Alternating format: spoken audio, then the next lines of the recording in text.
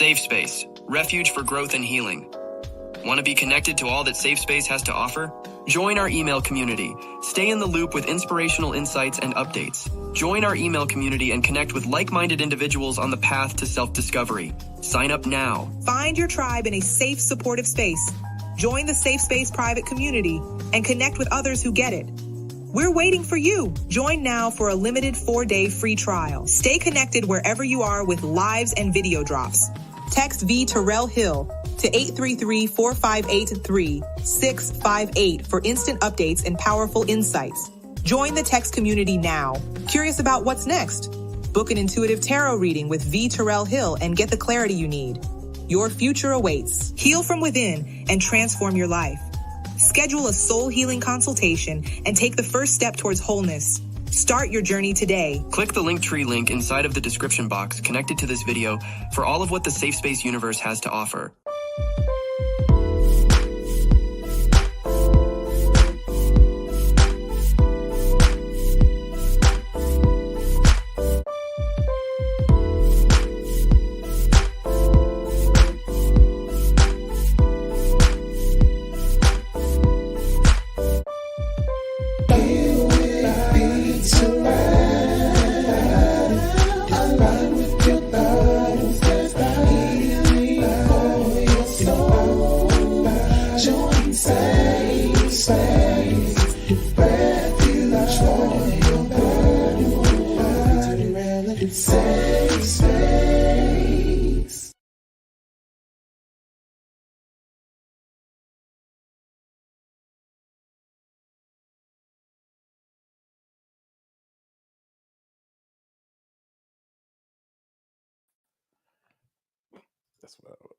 What's up, y'all? How y'all doing today?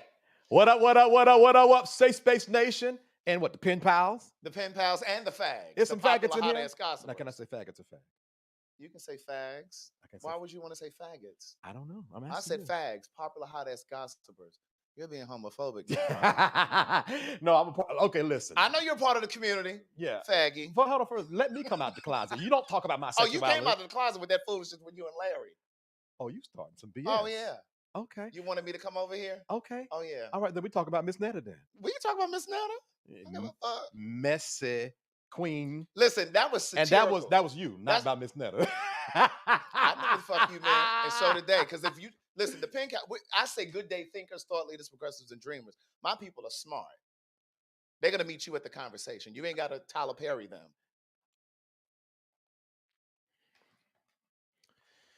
Child. Hey y'all, how y'all doing? SafeSpace Nation, fags, and pen ballers. Hey, SafeSpace Nation, fags, and pen ballers. Okay, pen ballers. Y'all, we're gonna have a good conversation today. I hope y'all are ready. Craig the Writer Stewart, been knowing you since 2018. 18. Was it 18? It was 18. Yeah, Okay, that's when I left that other platform and came to work for Maddie. So it was definitely 18.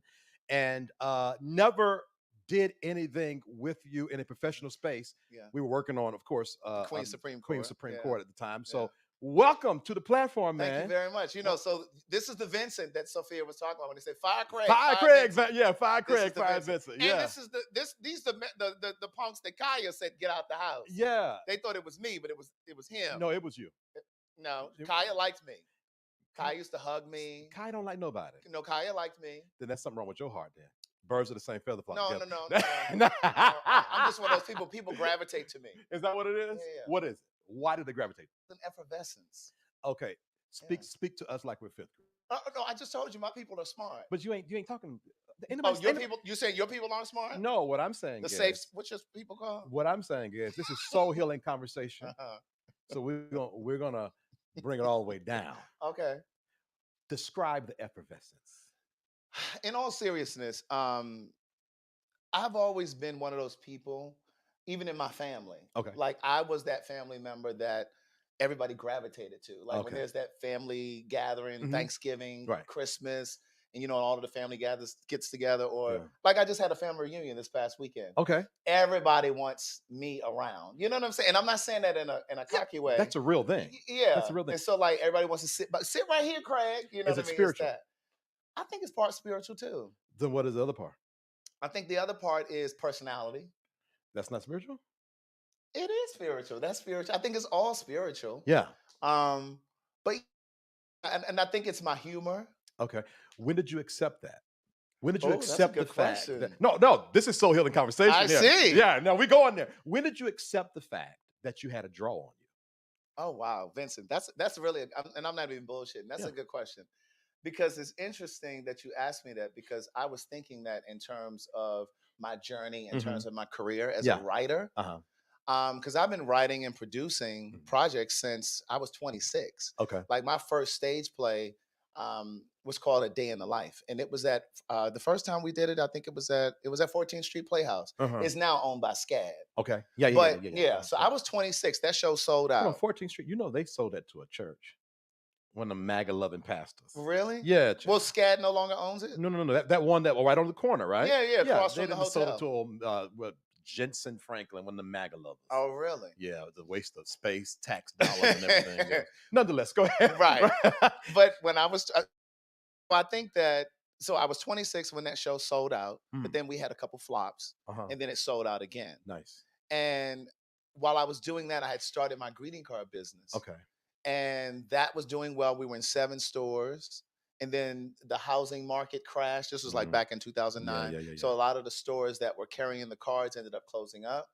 And then there was something else. I was writing music. When I first moved to Atlanta, I was writing music. I worked with Brandy and Tweet and all these different people, but I never had a song placed on an album. Okay.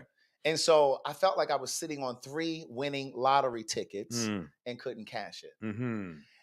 And then at that same time, because I believe that during those moments where when I was in this isolation period, I like to call it. It was like an isolation and incubation period. Love those periods. Yeah. Not really, but they're good for you. They're good for you. Yeah. And sometimes they can be dark. No, absolutely. Sometimes it might be laced with a little bit of depression. Absolutely.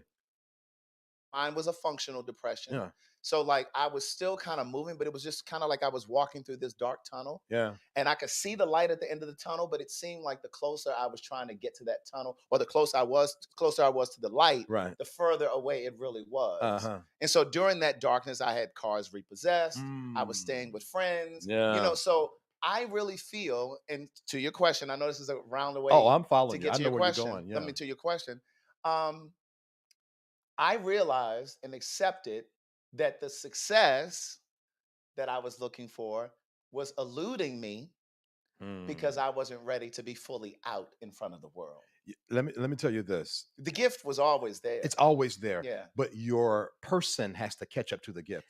Yes. Come on now. The gift comes out. It's in you, on you, around you, a part of you, out your mother's womb. Absolutely. And then the gifted goes through a journey. Absolutely. I call it the moon phase. And a friend of mine, because I've lived in LA for a period where I wrote my first book, and a friend of mine there said to me, "Your confidence just hasn't caught up with your talent." That's it.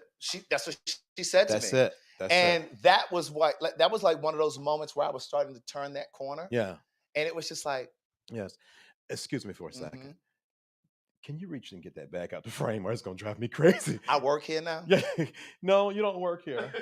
But unless you want a Kroger bag in your frame, so help me help you. Right. No, go ahead. Well, they weren't even paying attention to Kroger bag. You know what? That was going to work there. Yeah.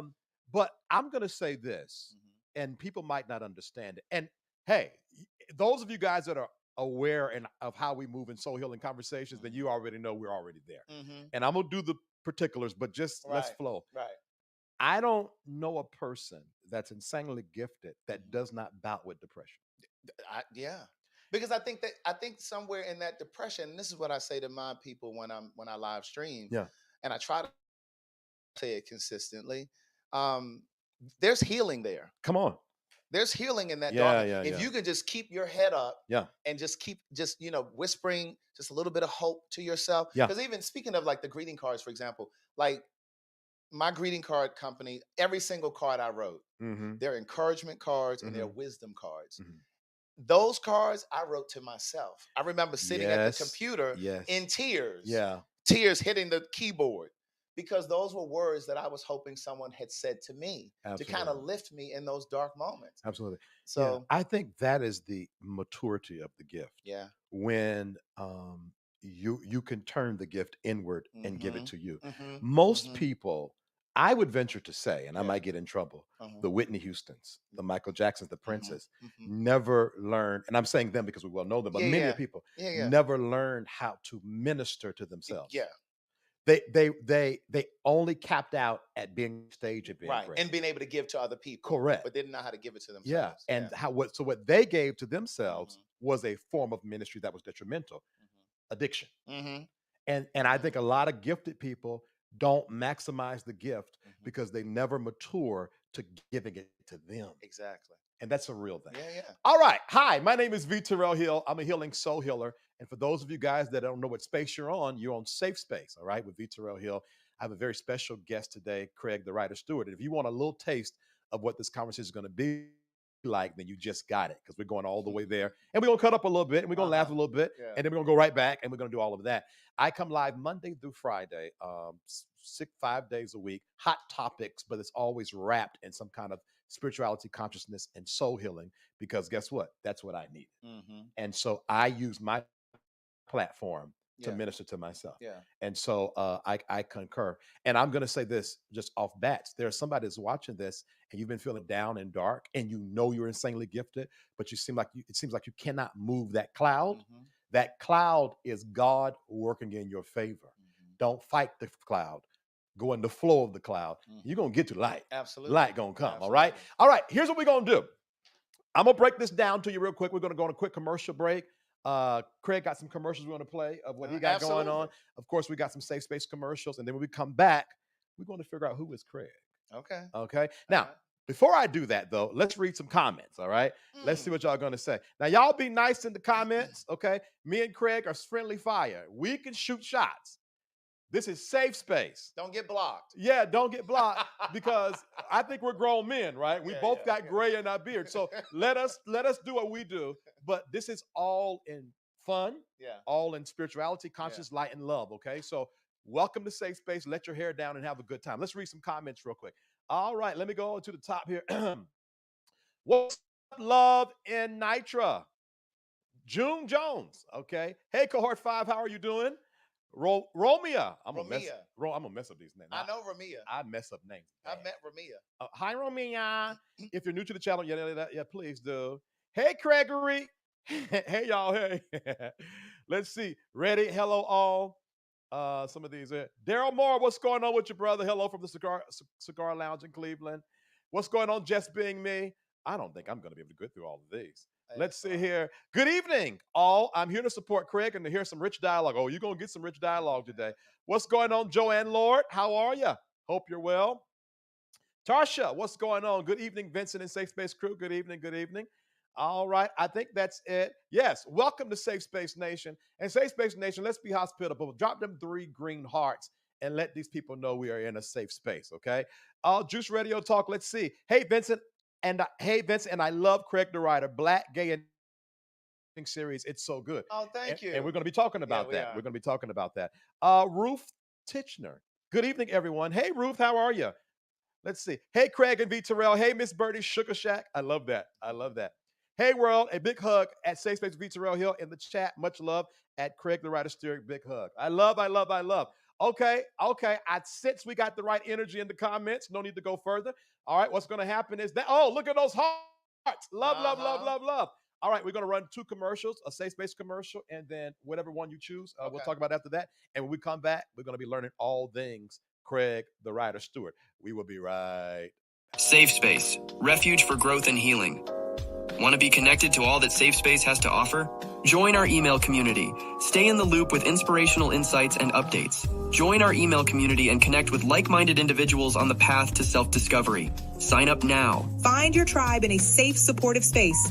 Join the SafeSpace private community and connect with others who get it.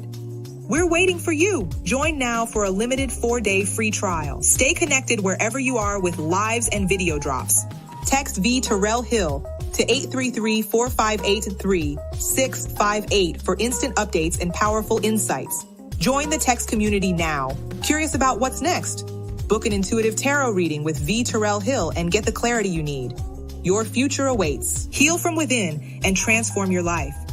Schedule a soul healing consultation and take the first step towards wholeness. Start your journey today. Click the Linktree link inside of the description box connected to this video for all of what the SafeSpace universe has to offer. SayItInACard.com is an online greeting card company. And now, Say It in a Card is available in the App Store, available on Android and iOS. If you haven't already discovered Say It in a Card electronic greeting card app, let me be the first to introduce you. These aren't just any old greeting cards. They're situational. Does someone owe you money? There's a card for that. Going through a breakup? There's a card for that too. Did someone close to you lose a pet? There's a sympathy card waiting just for you. Hold on, not so fast. Coming out of the closet, we have a coming out card as well. If you feel it, we say it in a card. Download the app now.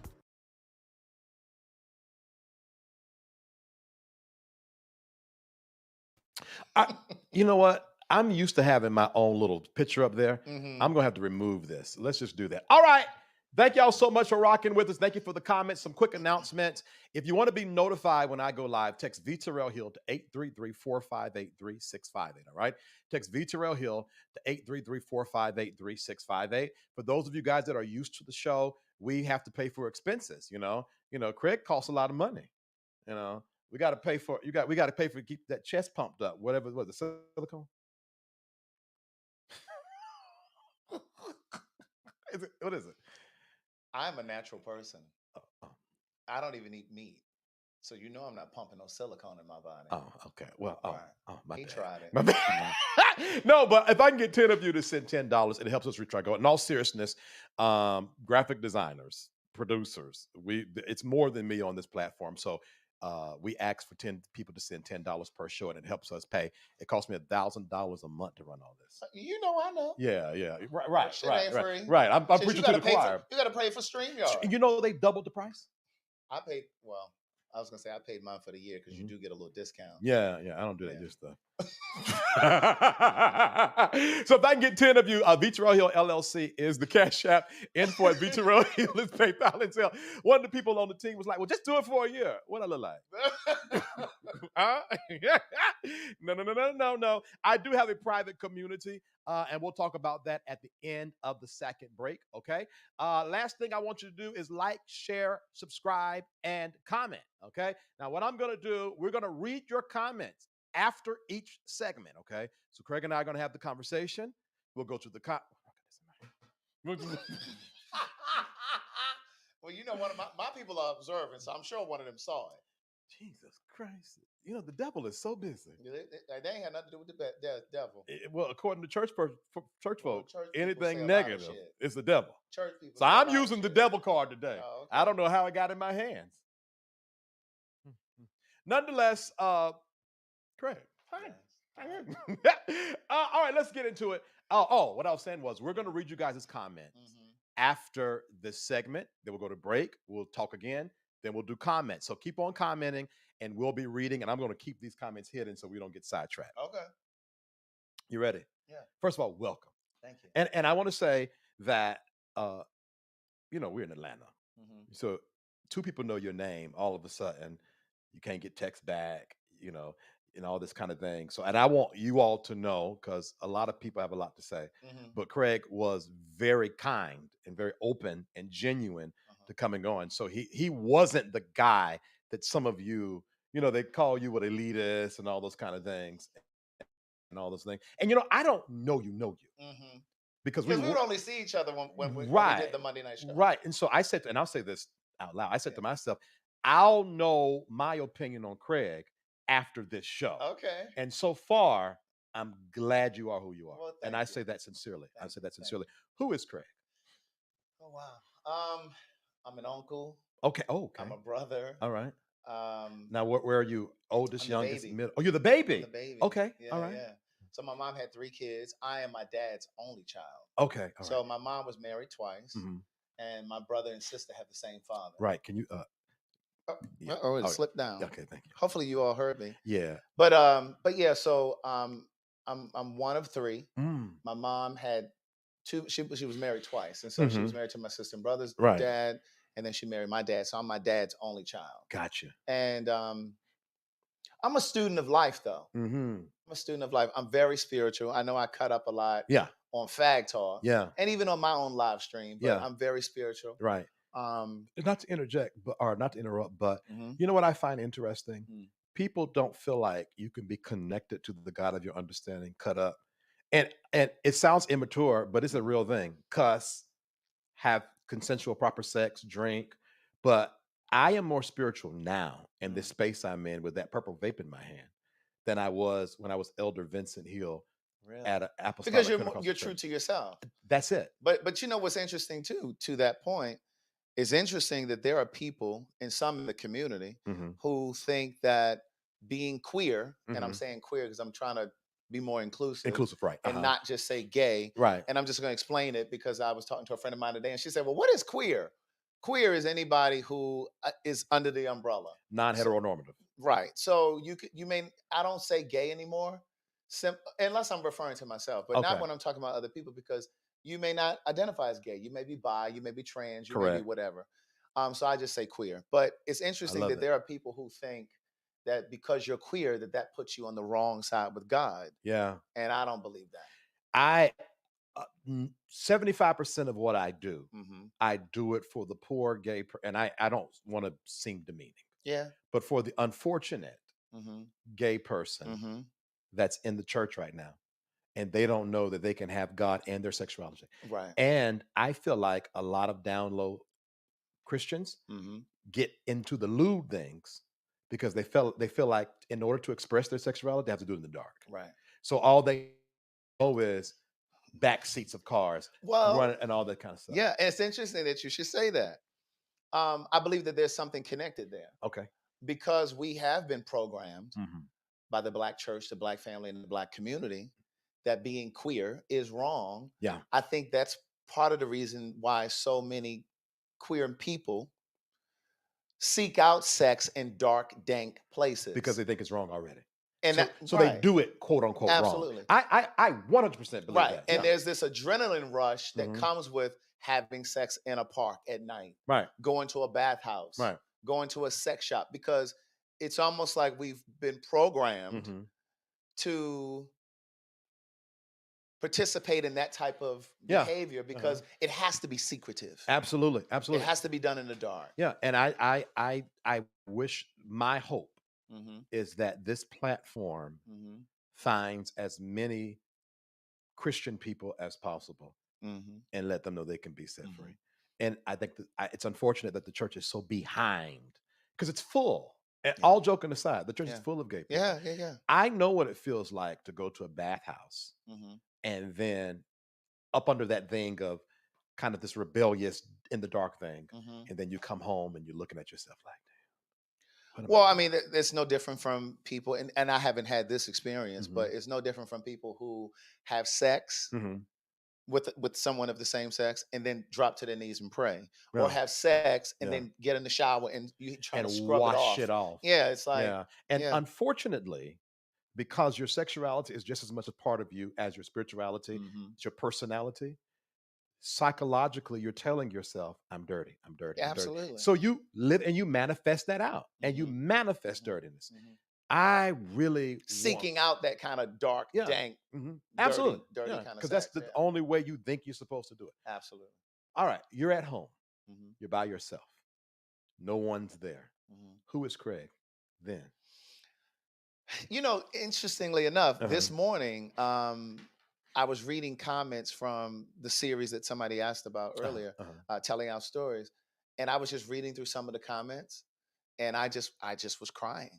I'm very spiritual. I'm very emotional. I think I'm Are you a Cancer? An empath.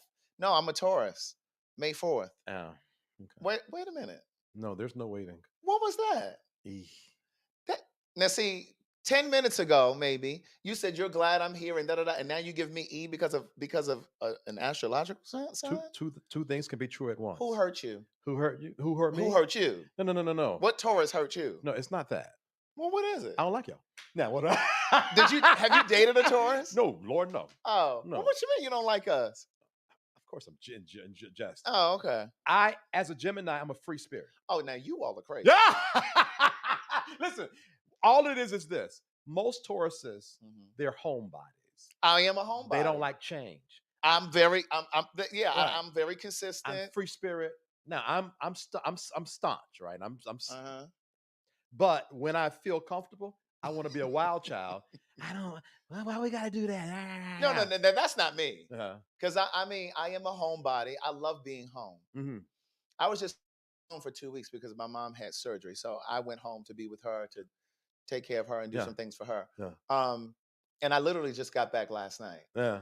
And when I walked through that door, I was like, right. That's a real thing. I was so glad to be home. Home should be a ministry. It should be. Quick story. It should welcome you. Quick story. I was going to adopt it one time. To a what? I was going to adopt a child at one time. So I moved into a cheaper. I remember that. You remember? Yeah, you were around doing that. That was yeah. Quick, moved to a cheaper place because I was trying to budget, but I was moving out of fear. Hated it. And what I realized was because that home was not ministering to me, I could not pay that rent. Yeah. It was like, so then I moved to a high rise. Yeah. Budget well beyond and paid on time every time. And I learned a lesson. Yeah. When the thing ministers to you, you can attract money to pay for it. Listen. It got to minister to you. And if your home is not ministering to you, you need to make it a ministry. Yeah. Even if it's a little corner in your room, somewhere where you can go and say, I've said that on some of my live streams. I'm like, your home should welcome you in. Absolutely. It should invite you in. Absolutely. There should be a place in your home, even if it's not the entire house. Yeah. I live by myself, so I know everybody doesn't live by themselves. Some people have children. Right. So you may not be able to have the entire house, but you need to have a space that you call your own, where you can have this just to decompress. Yeah. I like that because I do it every time. I when I was living in Atlanta, I loved visiting my parents. But when I got home, I don't care what was going on. It was like, I love that. Me. I love it. Let's talk failure. Okay. All right. Do you ever fear failure? I don't. You don't. Why not? Why not? Talk to me about that. Because when you asked me earlier, you asked me how did I get to the point where I knew that about myself in terms of like my personality and how I draw people to me. I had to abandon that. So I had lived in Atlanta for 13 years. I went to college in Virginia. I went to Hampton University. And I moved here 2 days after college. Okay. Because I wanted to write music. And I thought that's all I wanted to do. And I thought that's all I knew how to do. Right. And I lived here for 13 years. And while I was here, I was coming to terms with being gay. Okay. I didn't have any family here. I didn't know anybody here. And so I lived here for 13 years, and then there was a whisper in my spirit. And I talk about this in my first book. There was a whisper in my spirit, a tugging in my belly. It was just like a pulling. Yeah. And it was, you need to move to LA. And I was just like, move to LA. Yeah, and at this point, my car I'd had 4 repossessed cars. Right. By this time. I had never been evicted from an apartment, but I had eviction notices on the door. Had the pink notices. Correct. Yeah, right. And I would either figure it out every single time. I would either figure it out, or I would move out before they threw me out. Fair enough. Right. Yeah, right. And so there was this whisper when all of that was going on. I had just gone through a breakup. Bank account had been like overdrawn, like $660. Yeah. I write about this in the story in the first book because I really want to share with people the journey, because you shouldn't grade yourself or judge yourself on your today. Come on. Because those tables turn. Every time. They always turn. You just have to be steadfast. Yes. And you just keep going. Yeah. And you don't have to try to figure it out. Right. You don't have to have all of the answers. Right. And there's a prayer that I adopted, and I say this often on my live stream. God, what are the next best steps? What would you have me do next? Right. And so there was this whisper and this tugging that said, you need to move to LA. I ignored it. I'm not moving to LA. I'm having a difficult time here in Atlanta. Right. Yeah. I'm struggling financially. Why would I move to LA? Right. It's more expensive, and I don't know nobody out there. At least I have a network here. Correct. I'm talking now after 13 years. I had a network. It's more like home. The West Coast is a different beast, period. Yeah. So I ignored it. 2 months later, the same whisper, and it was no longer a whisper. It was a tugging. Okay. It moved from a whisper to a tugging in my spirit. You need to be in LA. Yeah. And so fast forward, I ended up moving to LA. And when I was going down that runway on that plane, I said a prayer. And as that plane lifted off, I said, God, I want to leave all of the fear, all of the anxiety and the anxiousness, all of that behind me. And I did. And there were moments, of course, when I got to LA where I would panic about things because I had a scarcity mindset at that time. Yeah. I was always panicking the first of the month. How am I going to pay my car payment? How am I going to pay the rent? Yeah. And I realized that I had started to adopt some of that from my mom. Oh, absolutely. That's a pass down. That's an easy pass down.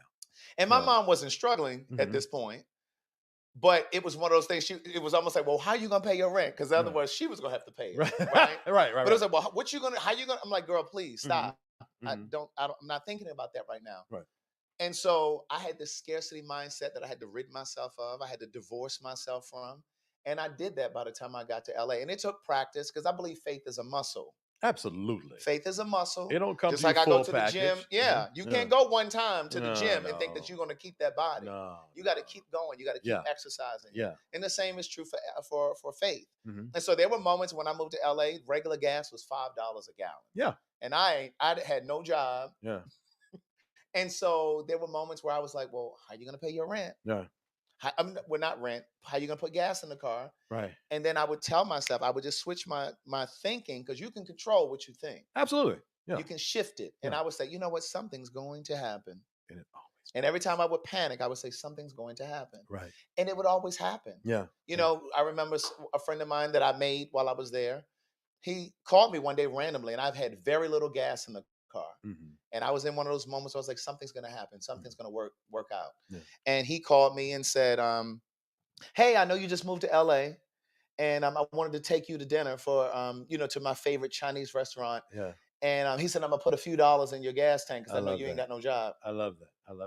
You know what I'm saying? But we can't panic. We sometimes spend more time and putting more energy into panicking. You put more energy planning to fail. Absolutely. So you're saying going that trip to LA. It changed it. It changed it for me. So I no longer fear. Craig the Writer Stewart, you look at me in my face. I don't fear.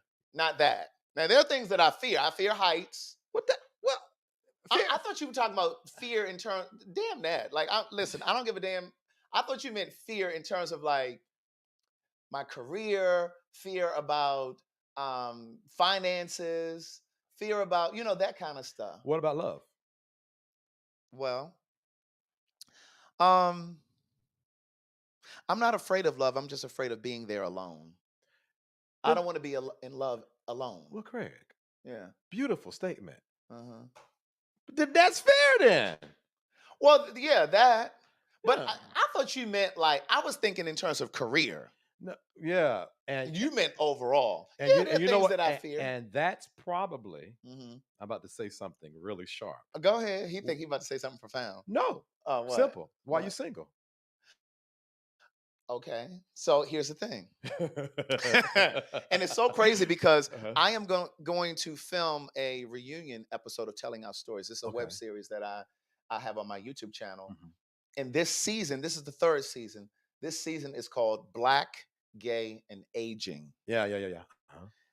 And this season, by far, has been more popular than the first two. And ironically, I wasn't even going to film a third season because the first two didn't really get the kind of traction and views that I wanted it to. Yeah. But again, I'm very spiritual, and I would pray, God, what are the next best steps? What would you have me do next? And it just came to me, you need to do this season. This season has been viral. Every time I post small little clips to promote it, they're viral. Yeah. The first episode, I think, got about 60,000 views, quickly. Wow. But all that to say, we talk about being gay, being single, growing old alone, some of the dysfunction in the community. And so when I filmed this reunion episode next month, I said to one of my friends today, I'm actually going to go into some detail about why my last relationship ended, because I've never talked about it. And now that's funny because that's on my agenda. What?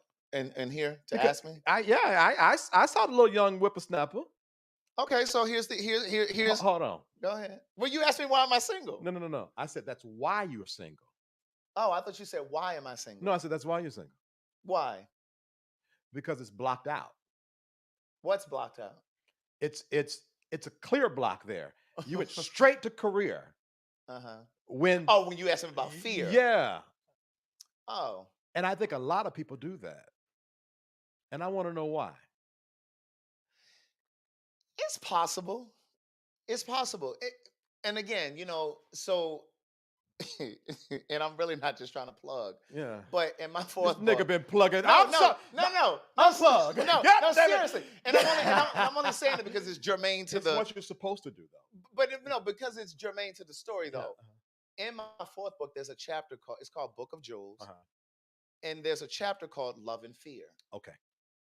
And I talk about the fear that I've carried. Yeah. And a lot of the fear that I carried as it relates to relationship, I got that from my father. I talked about the scarcity thing with my mother, the thing with my father. Yeah. So in my first book, which is a memoir, I talk about, I think when I first kind of got that fear from my dad, he believed that my mom had an affair. Mm-hmm. And there's a chapter in my first book called Appleton Street. Mm-hmm.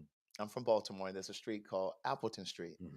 And I'll never forget, as a little boy, and I really want to turn my first two books into a series. Okay. Or like a film or something. But anyway, I envision it. I can see it because as a little boy, I was probably like 10. My dad came and picked me up from my maternal grandmother's house. And we drove probably about 10 minutes away. Mm-hmm. And we drove down this street, Appleton Street. And my mother's car was on the street. And he said, there's your mother's car right there. See that house? Your mother's been running around with another man. I was 10. Yeah. And I think in that moment, I adopted fear about relationships. Right. And to that point, I think that is so irresponsible for parents to involve their children. It stamps the soul. Absolutely. Absolutely. Here's what I think. Mm-hmm. I think that the more you come into your own power, sometimes it can be hard to come into true love because it's two different things. See, you could grind it out, right? Mm-hmm. From the ground. Evictions, know about it. Repossessions, know about it. But the muscle for love is a different muscle. It is. And who we are in front of this camera is not who we got to be to have a real, robust, loving relationship. Mm-hmm. And I don't think it's almost like we know how to pull it from the mud. Mm-hmm. We know how to make it happen.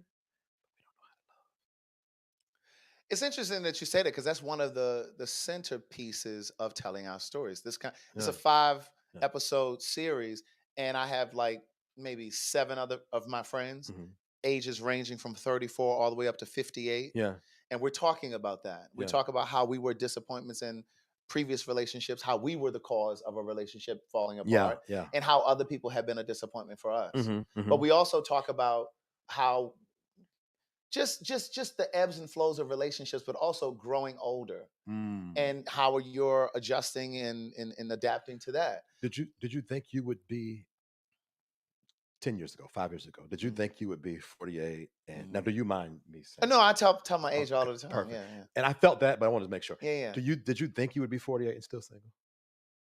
I don't really think about that though. So okay, that's number 2. I don't really, okay, all right. But I don't really think about like, oh, I'm 48 and I'm single, because the truth is this. Okay. I believe in love. Same. Yeah. And going back to what I was saying earlier about this effervescence, the same way that my family gravitate to me, friends gravitate to me, perfect strangers in the street gravitate to me like that. Mm-hmm. And as I've become more of a public person, because of social media and because of the books and just things, whatever, right? I've had to tell myself, these people aren't being nice to you just because they know who you are. They're being nice to you because of the magic that you carry. You've always carried that. Come on. Yeah. You know what I mean? So I have to remind myself that. Yeah. Right? But I don't really think about it. But my thing is, I think I'm in a space now, and again, we talk about this in telling our stories, where I'm really trying to figure out not even figure out. I think that most people now, this is gay, straight, whatever. I think this is a humanity thing. Yeah. I think people are more interested in companionship versus a relationship. A relationship is the place that we go to learn and grow. Yeah. A relationship forces you to look at yourself in the mirror, because that's what a relationship is. Brother. I'm going to show you who you are. Brother. And you're going to show me who I am. Brother. And when you choose a person to be in a relationship with, you're not just choosing them. And I think most people do choose people because of attraction and, oh, I like him and she's the same, she got nice breasts and da-da-da. But you should be choosing people because they're going to hold you accountable.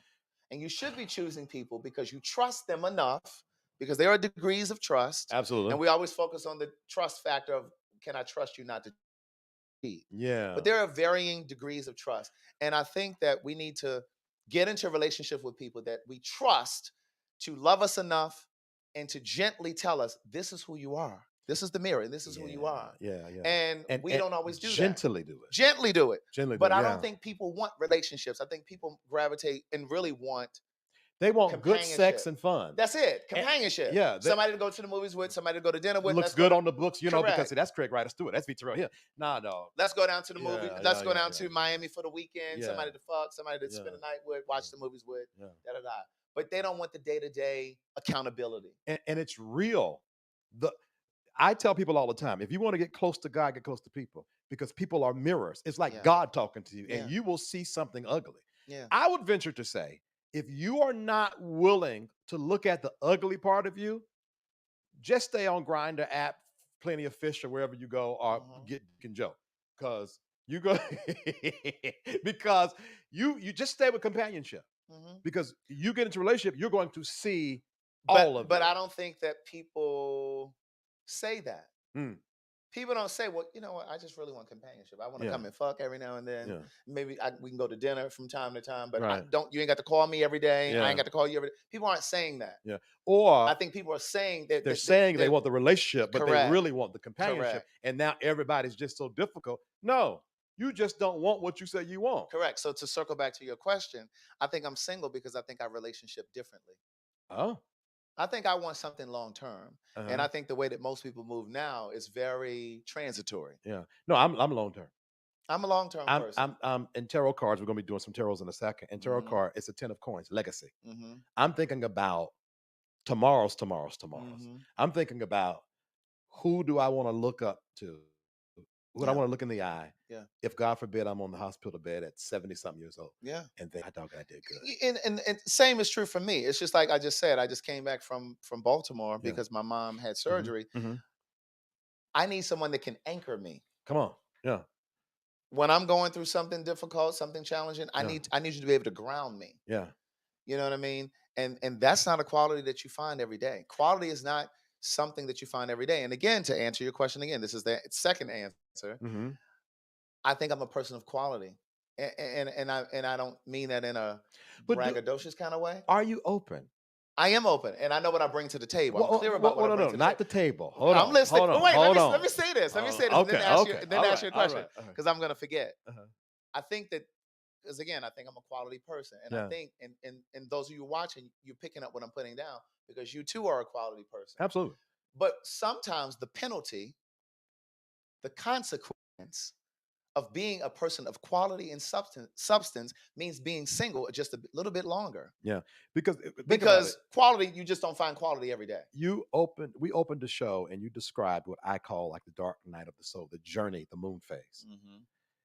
You got to have. Most people don't want to go through that. No. So even that experience of facing the fears, moving, finding yourself. Most people don't graduate from that space. So forget, do you make a certain amount of figures? You're not even willing to sacrifice for the evolution of your soul. So that disqualifies a whole. Absolutely. And I think that people don't spend enough time being single, because single can be good to you. Single is great, if not too long, though. Right. But I think that whatever your time span is for being single, you need to be doing your work. Yeah. And a lot of times working on your insecurities, working on your trust issues, whatever it is that you got going on. But a lot of times people spend time during that single period pining over being single. I'm so tired of being single. I want to meet somebody. I'm just sitting here on YouTube. Doing your work. Yes. Do your work. Yeah. Because as soon as you meet somebody, here you are insecure. You want to call them 9,000 times. Right. You anxious to tap out the. You didn't text me back quick enough. Right. Yeah. No, that's real. I think outside of a relationship, that's a great point. There are seasons in our lives. I call them like the Buddha or monk mode. You are supposed to be. I think I'm in that space right now. Yeah. I feel like for the next probably 6 to 8 weeks, I'm supposed to be in monk mode. Looking at me. Okay. Everything on pause right now. I need to. And if you do it right, you can be ready for what's next. Life comes in seasons, and there are times where you're in the winter. And if you Well, here's a better example.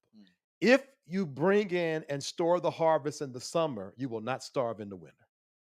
And that is what those moments of isolation is supposed to give you, is you storing up harvest to prepare you to receive grace for what or who is coming next. And that's real. And all of that, and sometimes God doesn't want anybody to have their hands on you except his. Yeah. Sometimes you ain't supposed to be with nobody. God is holding you in a holding pattern. Absolutely. I think this conversation, I believe there's some people that's coming on here and they've been trying to figure out why. And I got a feeling we're going to ask a lot of their questions or answer a lot of their questions because a lot of people just don't know you got to go through it. You want a companion and you will get one. Right. But you got to be okay in this space. But the other thing too is the things that we chase always elude us. So if you're chasing love, it's going to run away from you. If you're chasing money, it's going to run away from you. Yeah, like the things that we chase, they'll always escape us. Because if you're having to chase it, it's running already. Yeah. Right. Right. That's because you need to trust, believe, and know that whatever's destined for you, it will come to you. I saw a TikTok, Craig, last week. And they was talking about if somebody wants to break up with you, break up with them.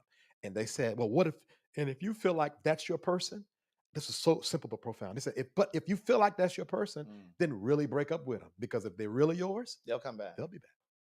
I said, God, dog. And that's simple, but it's real. It is simple. It's like embrace the full, and that's not just in relationship, in every area of your life. But fear overtakes people. Correct. And then you start running after stuff that you're supposed to attract to you. And you really get the wrong things, and you get the wrong experiences, and then you start defining life like life is against you, and you just want to sit your hind part down somewhere. Sit your ass down. Yeah. My dad and mom, they watching? I used to cuss, right? On the show. Now, I cuss in real life. I was going to say, what you mean used to? No. Okay. And they know that. But so your parents are watching? They always watch. Okay. And I made a promise to them I would not cuss. But feel free. I don't. No, I can speak without cursing. Oh, okay. Well, no. I was just letting you know. I was just that. Seems like you cursed in this show so far, though. You haven't? Oh, you did? I thought so. You didn't even have to say that, though. Because you were like, I make a point not to. I'm going to keep you honest, like Wolf Blitzer. I didn't ask you to keep me honest. On CNN. Well, you are not Wolf Blitzer. And this ain't CNN. But you know what? I do want to say this, though, because I think I gave you like a practical answer in terms of like why I'm single, and I do believe all of that. Yeah. Oh. But the answer to why I just departed that relationship. And again, I'm going to go into great detail in this reunion episode of Telling Our Stories. It was because he was seeking validation outside of the relationship and outside of himself, most importantly. Oh, you're talking about young man? Yes. Craig, how old was he? He was a little younger than me. Oh, I know that. I'm not going to get into all of the details here. Okay, I'm going to ask, because I stay out of the streets and I mind my business. Yeah. But that relationship I was tracking. I said, well, this is interesting. After we go on this break, I just want to know for me. Well, he was 33.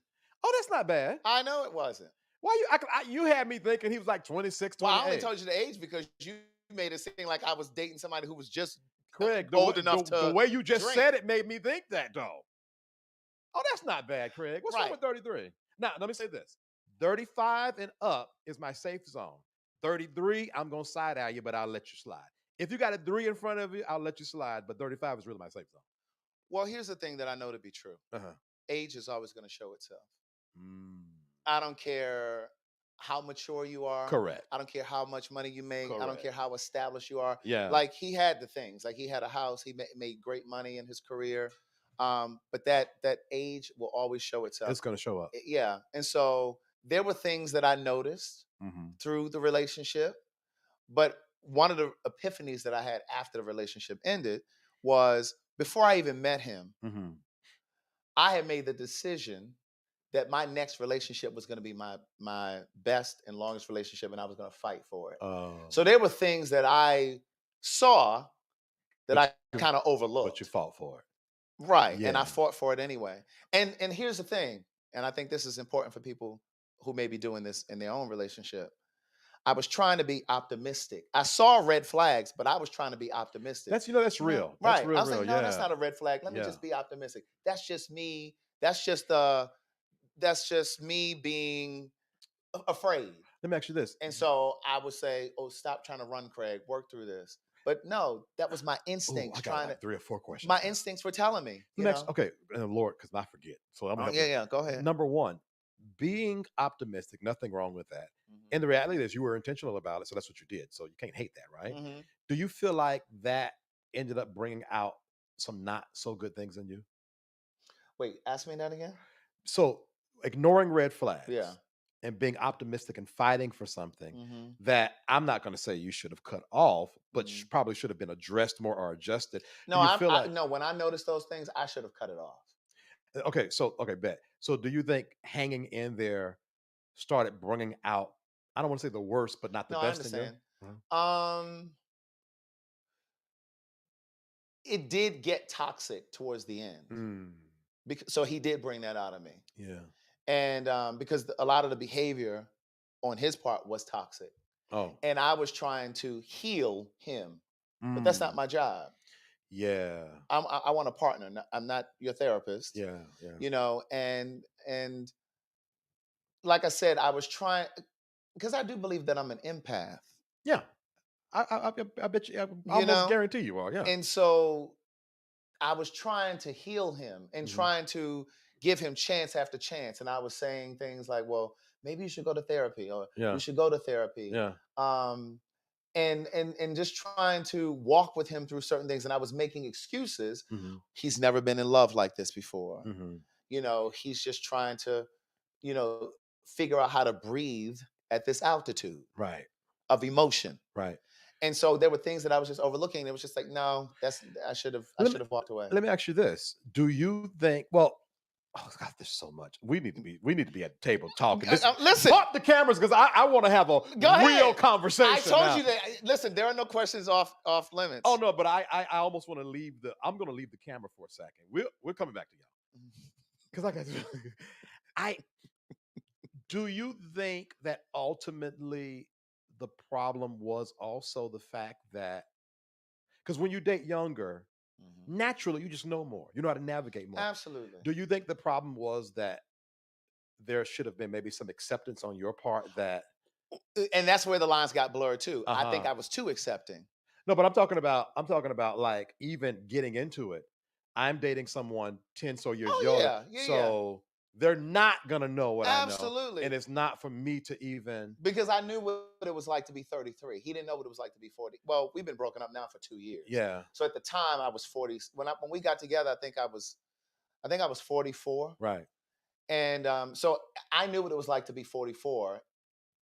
I mean, I knew what it was like to be 29. Yeah. Because we got together, he was 29 and I was 44. Yeah. And I think that's a real thing. And I think that's the mistake sometimes us olders make. Yeah. And that's what we talk about in telling our stories. Oh, yeah. We try to teach people something they're not asking us to teach. And the truth is, some things you can't teach. They just have to They experience. have to, yeah. You can't teach everything. Yeah. But for me, because he wasn't a person that went to the nightclubs, he wasn't interested in running the gay pride events. He wasn't doing the typical things that he fit some of the build. Right. So I was just like, oh, well, he and like our interests were so parallel. But what I'm saying is, at his core, there was still some life that he needed to do. And did you love him? Absolutely. You still love him? Of course. Would you get back with him?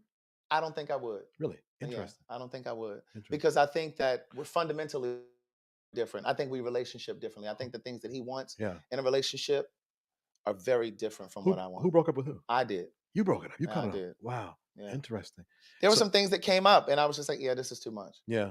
Interesting. That's why I again, we should have talked about this when we was waiting the time, because I want to have like a conversation. I mean, you can ask me. No, because the thing is, I think it's more personal for me. Oh, okay. It's more personal. I mean, because I'm gonna deep dive in that telling our stories reunion episode, because in the telling our stories thing, we talked about some of the problems that happen in same-sex relationships that seem to be repetitive. You just switch out the characters. So the same thing that happened with me and him, I could implant two of my friends, you can implant two of your friends. Absolutely. And it's the same story. Absolutely. So I want to kind of go into detail, because I think that we need to really shine a light on that dysfunction and really speak truth to it. Right.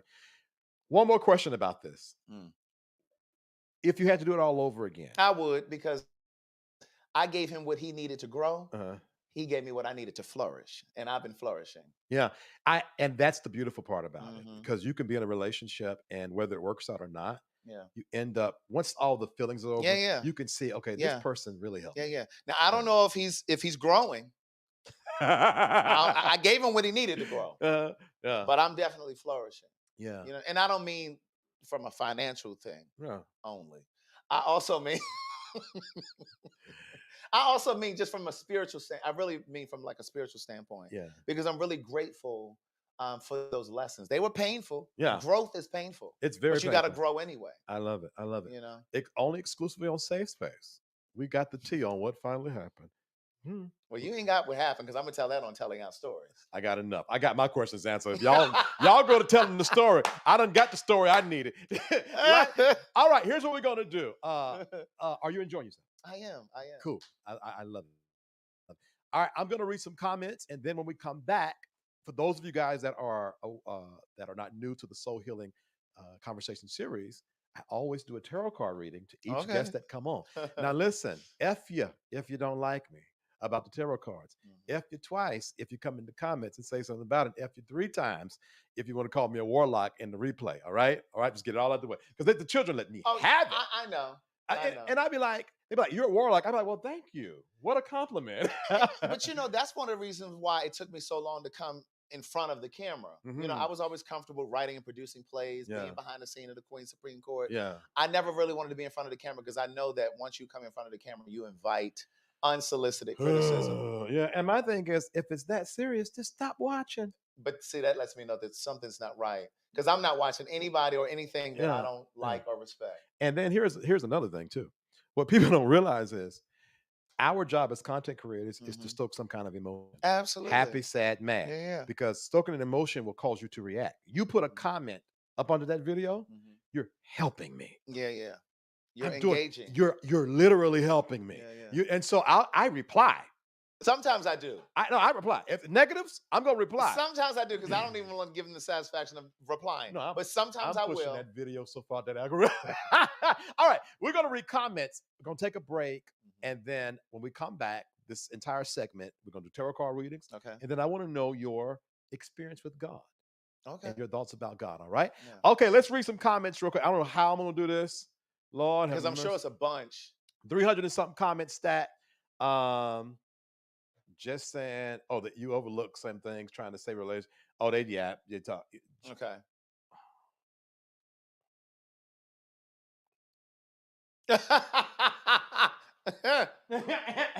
He was a Gemini too.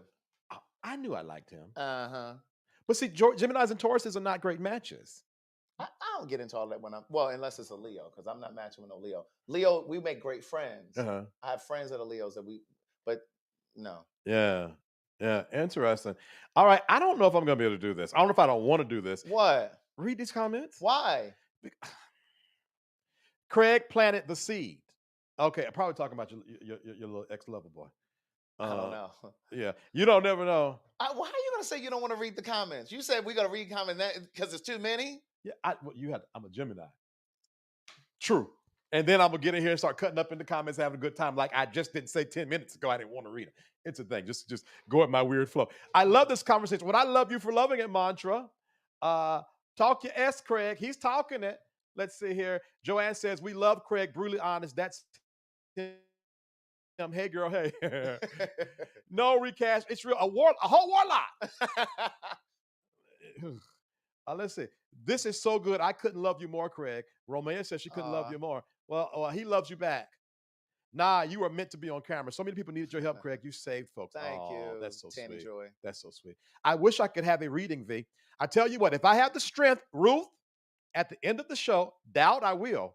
But if you stay on the end of the show, I'll drop a link and bring you on here. That's word is bond. Let me see. I love you so much, Craig. You flourish in every space you're in. Thank you. The children love you, Craig. Yes, he's selling the goods. You hear me? I'm talking about plugging in the plug-in. You ought to be tired. Just plugging and plugging. The circuit gonna break. I'm so tired of hearing about that goddamn book. But I didn't even say the titles except for Book of Jewels. I never even mentioned the title of the other ones. Don't do us Leos, Craig. He did you. You're done. Let's see. Craig, I love you so much. I will follow you to the cuffs of hell and back. Please check your email on your website. Okay, I will. Thank you, Michelle. Instagram been cutting off. I hate that. Yeah, they cut off after what, an hour? Yeah, and to go back in and put the key in. Right, and it never used to be like that for me. Nonetheless, so if y'all was watching on Instagram, my bad. Let's see. Keep showing out. Read them comments. Okay, stop showing out. All right, okay, all right, Kenny BTV. Let's see. Craig is light, period. Thank you. Plug the trip. What trip? So, me and the Pen Pals. Okay. We just took a Virgin Voyage cruise. This is the first time I did a destination. A friend of mine went on that. Yeah, and then next year we're doing Cabo. Okay. And we've already started. People have already started signing up and paying their deposits. Good. Yeah. Good. I love that. We're going to go in July. I love that. Next year. You know what I like to do? Real random. When I go to different cities, I meet up with the private community members. Oh, do you? I love that. And I never did it in Atlanta before, though. I come here all the time, so I just did it Sunday. We sat around and talked and had a good time. I love doing that, man. Because these are the people that they hold you up. No, for real. Yeah. And so the least I can do is sit and talk. Yeah, so I do that That's a lot. Awesome. And I enjoy that. Okay, I'm going to choose some random ones up here because Sublime qualifies the qualified. Quality qualifies the qualified. Do your MF work. Oh, Leonard. Yeah. Leonard is going to always come in his comments. Single. Do your work. Okay. Do your MF. All right. Y'all are eating this up. I love this. That part, Romeo Mosby, I adore Craig for his heart, but I need sassy, shoulder tapping, English major snob Craig to be at the forefront with a solid partner in the background. Y'all let his partner be in the forefront with him. I mean, that doesn't bother me. They want you to have a housewife. My thing is, I just want somebody who loves what they do, because I love what I do. And what I'm clear about, this is one of the other revelations that I've had in these past 2 years of being single. I believe that the work that I do is critical work. Absolutely. Right? Yeah. Because everything that I've created is centered on Black people. Yeah. Yeah. And uplifting and edifying Black people. And I wrote a piece many, many years ago called "Who Cries for the Little Black Gay Boy?" And so whether it's my stage play, the greeting cards, the books, the live streams, like I pour into Black people. I believe that's what I was called to do. Yeah. And so the last thing I need is a relationship that's going to be drama filled, that's going to pull me away from that work. Yeah. Telling our stories, I believe, is God's work. I love. So I can't be bothered with nonsense. Okay. Same for me. Well, mine is I'm very specific with it. If you're Black, LGBTQ, spiritual, or former church, especially traditional church, my heart. Yeah. And then Black women. Yeah. And that's real. And everything, if it's the topics I talk about, it's all geared towards liberating the Black church LGBTQ. Excuse me, I'll just say like the Black church queer. And then Black women. Yeah. See, for me, it's Black queer people and Black women together. Okay, so then what do you mean together? Talking about lesbians or what? No. I'm talking about Black lesbians. I'm talking about Black straight women. No, you said together. No, meaning I think that my work, everything that I do, I think when I sit down to write and create anything, I'm thinking about Black people, Black straight, Black women, yes, regardless of sexuality, and Black men, regardless of sexuality, generally gay or queer. No, Black queer. So we're saying the same. We have the same audience. I think that my audience might be, because I'm not sure about your audience, more come from the church place and have evolved. Okay, because I come from the church place, and you attract to you who you are. So. Wow, well, we're doing a good merger here then. Right. So, like, for example, like, it's not that Black straight men aren't my people. Right. But that's not my work. Yeah. And if you can glean that's somebody from it, else's great. work. My work is Black women. Leave that for TD Jakes. Right. Somebody else got to do that. Listen, I'm busy with the Black women and the Black queers. My hands are full. Yes.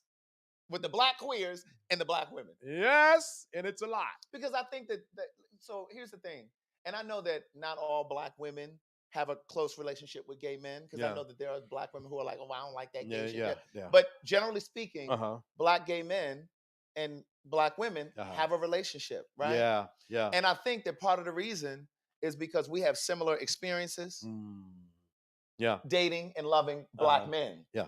We have similar heartaches, similar disappointments, similar letdowns. Yeah. And I think that's really the thing that bonds us or binds us. Yeah. I think on the surface, we think it's, gay men and women, It's black not women, that, no. love going to Yeah. brunch and Yeah. going for a nice drink and fashion and interior design. None of that's me, yeah. So right. But yeah. I think really what connects us, the unspoken, is our experiences with men. And because there's so many women who responded to telling our stories too. I bet. Yeah. Because they grow older. Yeah, and a lot of them are single. Absolutely. Just like we are. Let me say this to the black women. Problematic ass men. But no, for real. If you're a black woman out there and you are an ally to queer space, you don't know how much value you bring to our community. Yeah. I have a dear ally in my private community. It was queer men at the table, and then it was her. Yeah. And I didn't say this out loud, but I thanked her in spirit for allowing us to have a safe space. Yeah. And it wasn't us versus her. We were just existing as. Yeah. And that's primarily because she didn't create an atmosphere where we had to. And I don't think black women understand how much value they bring to the table when they are accepting of us as queer or of them as specific gay black men. It's a safe space. Yeah. And the truth is, black queer men will stand up for a black woman oftentimes more than a straight man, straight man. I'm not going to get into this, but I'm going to say this real quick. I don't know what's going on with these hetero men. You know, all this conversation about protecting black women. But are y'all really protecting black women? All right. Are you really protecting black women? I'd rather pull tarot cards. So all right, we're going to run some commercials real quick, and then when we come back, ladies and gentlemen, the non-binary, Craig's going to talk to us about what he wants to hear from Spirit. We will be right back. At 45 or 56 or 58, like, is this what you imagined that age would look like? Welcome to season 3 of Telling Our Stories. I'm calling it Black, Gay, and Aging. Speaking our minds. As I get older, though, I'll become a lot more introspective about how do I want to show up for myself in my relationships. Speaking our truths. As a person who has attempted suicide, I'm afraid of allowing someone in that is going to disrupt my peace and take me back to a dark place. Speaking our fears. This is another juncture of life that at 28, I wasn't thinking about. I'm constantly inspired to create work that will heal our community, both black and queer. That's one of my fears. Yeah. If something happens to growing me. Growing all alone. Yeah. And who's going to take care of me? Telling Our Stories, Season 3, Black, Gay, and Aging. SafeSpace, refuge for growth and healing. Want to be connected to all that SafeSpace has to offer? Join our email community. Stay in the loop with inspirational insights and updates. Join our email community and connect with like-minded individuals on the path to self-discovery. Sign up now. Find your tribe in a safe, supportive space. Join the SafeSpace private community and connect with others who get it. We're waiting for you. Join now for a limited 4-day free trial. Stay connected wherever you are with lives and video drops. Text VTerrillHill to 833-458-3658 for instant updates and powerful insights. Join the text community now. Curious about what's next? Book an intuitive tarot reading with VTerrillHill and get the clarity you need. Your future awaits. Heal from within and transform your life.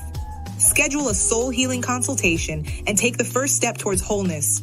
Start your journey today. Click the Linktree link inside of the description box connected to this video for all of what the SafeSpace universe has to offer. All right, thank you so much for rocking with us. We got a little bit of queerness and a little bit of business doing the commercials. But make sure, Safe Spacers, make sure if you're not, that you're going over to Craig the Writer Stewart's YouTube and like, share, subscribe, and comment, especially if you're a black queer man. You should get a lot from that, all right? Before we read these tarot cards, I want to know, first of all, hi, my name is VTerrillHill. I'm a healing soul healer. I used to call myself soul healer until I realized that I'm going to be healing forever. Yeah. And so I want to give the message that you don't have to have it all right now. Right. But you should be working towards. So I'm a healing soul healer, and welcome to Safe Space with VTerrillHill. I come live Monday through Friday. And if you text VTerrillHill to 833-458-3658, you'll be notified. I come live. We do hot topics. We talk about church mess and just have a good time over here. And it's definitely a safe space. You don't have to believe in God. You can believe in Jesus, God, Buddha, yourself, your left toe. I don't care. I want you to believe in yourself. And if you believe in yourself, then you are a candidate for the Safe Space Nation. All right. So text VTerrillHill to 833-458-3658. What's up? You got to tell me how to do that texting thing. Oh, absolutely. Because my people sometimes don't get their notifications. And that's why I do it, because the YouTube don't always be YouTube. Right. Yeah. I think they do that shit for black people. Them white content creators don't have that problem. If I thought you was lying, I would say so. I also would like to say, listen, guys, I would like 9 of you to get $10 and help keep this platform alive and growing. So my Cash App is VTerrillHill LLC. My PayPal and Zelle is info@VTerrillHill.com. The moderators are putting those in the comments right now so you can copy and paste. Thank you in advance. If I get 9 of you to send $10, we can make a financial goal because we got one. All right. I do have a private community. It's called SafeSpace, the private community. There's nothing but exclusive content. I went live today at noon and we have a ball. I share my intimate side in the private community. For those of you that are watching, you come from the traditional space and sometimes your expression is aligned to the traditional space. You will enjoy our Saturday morning at 8:30 in the morning. Every Saturday, we have prophetic style Pentecostal prayer. And then every Thursday, we do soul healing teaching. Right now, I'm doing part 2 this Thursday on manifestation. Okay. We have discussion boards and DMs. It's an entire community. It's an app that you can be a part of. It's not like Patreon is a literal app that you can be a part of. And I want to offer you a limited 4-day free trial. You don't get the whole experience. But for 4 days, you can get it for free. Be your nosy over there, see what's going on. DM me when you get over there and say hi to me, all right? And if you want to know how to do that, click the Linktree link in the video description box of this video, or the moderators is putting how you can join in the comments, okay? Come over there and say hi. I promise you won't regret it, and it's free, child. Now, I'm going to tell y'all right now, we're about to do these tarot card readings, and I do readings, okay? In the Linktree link in the video description box of this video. Oh, thank you guys for giving. Thank you. God bless you all. In the video description box of this video, in the Linktree link, you can sign up for an appointment. And between now and next Friday, if you put in the code Soul Healing, I'll give you 22% off. Now, you're thinking, well, I don't know if you're good or not. Well, you're about to find out. Because I'm about to read. I'm about to do a fag read. I'm about to do a spiritual fag read. All right. Last but not least, do me a favor, like, share, subscribe, and comment. If you do that, I'll love you for it. All right. You ready? I'm ready. There's a message for you. Okay, let's hear it. No. Oh. Not yet. Oh. No, there are times. No, okay. I do have a message for you. I know you do. That's why I said, okay. But so I wasn't talking about that. Oh, okay. I can tell when this thing come on me. Okay. You about to get the reading of your life, sir. What you got? Since you say I'm avoiding love and all of that stuff, when will I be in love again? And when is my next relationship? Okay. You want specifics. You know I do time readings, right? Okay. It can be more general. No. I said do time. I do time readings. Okay. So I'm gonna give a general about this, and then we're gonna pull. Do I already know him? Okay.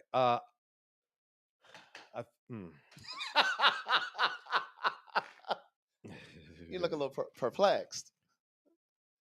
Oh, you don't know what you're dealing with over here. Oh, okay. Oh, so you know what? You don't know, but you're about to learn. Okay. There was nothing over here perplexed. Oh, okay. I don't always go full throttle. Okay. Public. So I want to know, when will I be in love again? Okay. Do I already know him? Uh-huh. The answer is you already know. You already know him. Does he live here in Georgia or the U.S.? Child. All right. Hold on, one at a time. We coming. Okay. All right. Interesting. Wow. You ready? There is some transformation that has to happen in your life first. Mm-hmm. Okay. Now, I'm going to go through this real quick. I'm going to go through this. King of Wands, here. Mm-hmm. Emperor, okay? Mm-hmm. One man is Enrico Suave, King of Wands. He's that guy, into his sexuality, into his thing. Everybody loves him. One man is a husband. So you're saying both of these represent me? No. Oh. One you are, and one you have to evolve into. Oh, so I'm the first one? Yes. What was the first one again? King of Wands. No, I mean, tell me the description. So the King of Wands, in short, is this guy He's into his thing. He's the king of action. He walks into a room and everybody loves him and everybody flocks to him. And he's into his sexuality and he'll dick you down and he'll do all the things. Right? You're right so far. But guess what? The Spirit is saying, death, gotta let that man I gotta go. let that die. You gotta let that die. That's old. And that's dope. I also see here that in between the King of Wands and the Emperor is a young message. It's the Page of Swords. And so a lot of this is in messaging as you involve in what you want, how you want it, when you want it. But you're going to have to become somebody else to get what you really want. There's nothing wrong with the King of Wands. But for Craig, Craig must now become the Emperor. Now, the masculine, feminine, you got the Emperor and the Empress. Okay. You need to attract the feminine, the Empress, by becoming the husband. Okay. All right. And if you do that, you are going to get 10 of Cups, full cycle happiness. When the 10 is the full circle of happiness. Excuse me, I'm spirit. I'm in my thing. So you're excited. Yeah. Full circle happiness. And you're going to get all that you want. Okay. Not, okay, this man, he had this and this guy had this, but it's one that encapsulates it all. But you got to become, or encompasses it. You got to become the husband. Right. And a lot of this is in swords represents mind and thoughts and words. Okay. And the Page of Swords is the young thoughts and words. And now it's almost like this. You've mastered how to write for them. It's time to write for you. It's time to mature in your Craig, the writer steward, needs to develop his message for this next season in your life. Yeah, that's what's going on. All right. I'm just getting started though. Because you tried me. So I'm about to mollow up your ass. Okay. Now I'm going to say this. I do kind of feel what you're saying because I just was home and my 30-year high school reunion was this past Saturday. Oh, okay. And to that point that you just made, when I walked it was on a boat. Right. And when I walked, everybody was like, "Oh my!" Like they were so excited to see me, and we're like, everybody wanted a picture, and and they were like, "Oh, I'm so proud of you. It's just been a beautiful thing watching your journey." And so it was. So I hear you. 3. Now we're gonna figure out when this is coming. 4. One more. Now I'm gonna say this disclaimer. Now I say this. I know my gift, but time predictions are real flaky. Yeah. Because you can meet somebody today that send you on a whirlwind for 6 months. Yeah. All right. Interesting. Is that Amy Winehouse? Yeah. These are my musical cards. Oh, okay. Yeah. I was gonna say that looks like Amy. Yeah, that's maybe. This is. Don't tell me. That's This is America. Yeah. Him. What's his name? Childish Gambino. Yes. Okay. Yeah. All right. So interesting enough, context matters. Remember Page of Swords in the other ring? Yeah. So Page of Swords is here, okay? So the thing is right now, you are on an overhaul with your emotions. It's the Queen of Cups, but outside of the meaning, I feel this in the spirit. What's going on with you right now, Craig, is you're in an overhaul of your emotions. It's almost like your emotions in a wash machine, being cleaned up. You're really coming to the end of a cycle, end of a season. You got a lot of, let me say this real quick. You got a lot of great things coming for you. Okay. And I was on the treadmill today. Is this the message? This is the message. Okay. Yeah. I was on the treadmill today talking to somebody on FaceTime because they don't get into the tarot cards. And I'm joking with them. And on my right side, I saw like 3 to 4 women watching over you. These are your ancestors. And friend, they've been watching over you for a while. And that 10 of Cups I pulled before, they are going to make sure in this next, between this day here and 365 days from now, that you transition into the fullness of your life. You are not going to be served bits and pieces no more, because there are some women that they got your back. Okay. Now it's interesting because of the work you do. This makes me feel like it's almost that you pouring into women is energizing them. It is a recycle from the spirit. You're pouring, but it's coming almost like from behind you. Yeah. You are going to finally realize what full happiness looks like for Craig from this day forward. Mark the day, 365. You're going to look 365. I receive it. Yeah. Not done yet. Hold on. So, because you don't try me, okay? Okay. I feel tried, and now I got. Now, just remind me to talk about the women in my life, because that when you said that, it reminded me of what I wanted to say before the commercial break. But go ahead. Yeah. So right now, that's what's going on. Then you got the Page of Swords. Then you got the Ace of Wands. This is new beginning. So from now to 3 months from now, you're going to get into this new beginning space, new action space. I wouldn't be surprised if you just sort of start opening up around dating and sort of flirting around with like seriously dating, right? And then the Page of Coins come. This is where this new opportunity. So around the 4th month, you're going to start having people, 4 months from now, people sort of coming up to you and flirting around with it and all the kind of stuff, right? But in the 5th month, baby, that's when the floodgates open, okay? So we're now in February. And the 6th month, you got love. So March. Yes, sir. Next question. Give or take. Because you said the time could move. Oh, okay. I'm watching you now because you tried my gift earlier. So now, all right. Well, talk to me. What you got? What's next? So it's interesting that you say that about these 4 women that are watching over me and that are going to push me. And this is not a plug, but in one of my books, I dedicated to the women in my life, and I have said this publicly before, and I've written it. I believe that I share this success with certain women in my life, like my friend Angela, who gave me a place to stay right before I moved to LA and when I didn't have a place to live. Right. My mother, my Aunt Gloria, my Aunt Arlene, my Aunt Caritha. Like there's certain women in my life that played such an instrumental part. And I think that's why I have such respect for women in general and Black women in general in particular, because when a Black woman loves you. Come on. I was telling them this yesterday. And this is in my first book. Yes, sir. When a Black woman loves you, I believe it's the closest that we'll get to unconditional love on this side of life. Craig, the writer Stewart, you just told the truth. And I believe that sometimes it's to a fault.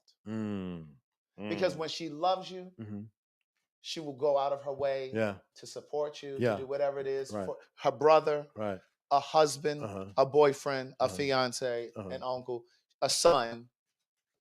And sometimes it's to a fault. Because sometimes it backfires on them. Absolutely. But when they love you to the end. A Black woman will take the child of a slave master and bring her into her bosoms, and take care of that child. Yeah. Made to or not. Black, there's not love like a Black woman. You know, I know I got a Black mother. Yeah. And that woman, she was supposed to be in my private community, talking to the women in the private community, and they had a technical failure. And she was in tears. She said, number 1, because I saw the women disappointed in the comments. She said, number 2, because you were disappointed and I didn't want to disappoint you.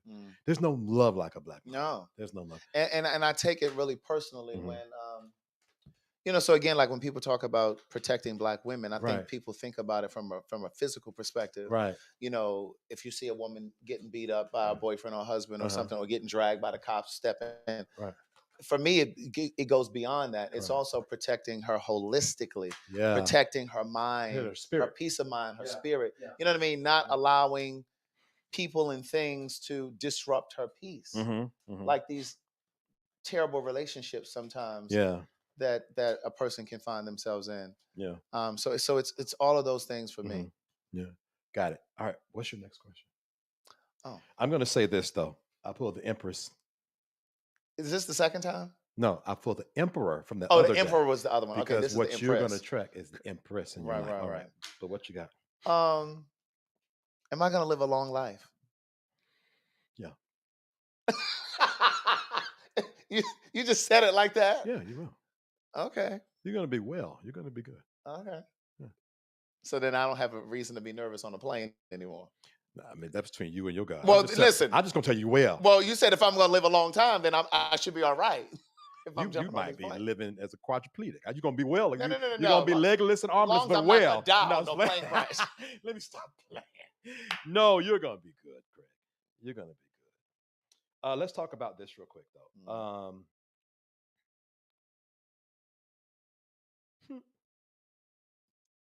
Coming, guys. Take your time with the spirit now. This person is in your life already. Oh, really? You just don't see him. What do you mean see him? Wait, what do you mean I don't see him? So the Five of Swords is the card for advantage. And the image in my other deck is this person with this sword. They're holding a sword, right? Mhm. And their back is turned to all the chaos. And that's what the spirit is saying to me. You just don't see them. The advantage card is like, I'm not fooling them. Like it's almost like when you take the advantage, everybody going back and forth. You're like, you know what? Y'all waste that energy. I'm moving forward. It's the advantage card, right? But that's that name, the meaning of the card. But images matter, and that images is sticking out to me. It's somebody you don't see yet. Okay, and then that I don't see as the potential as the partner. Is that what you mean? Or yeah. In short, yeah. Are they in your peripheral and you just don't see them yet? Meaning In that way, not even in that way. Prime example. It could be.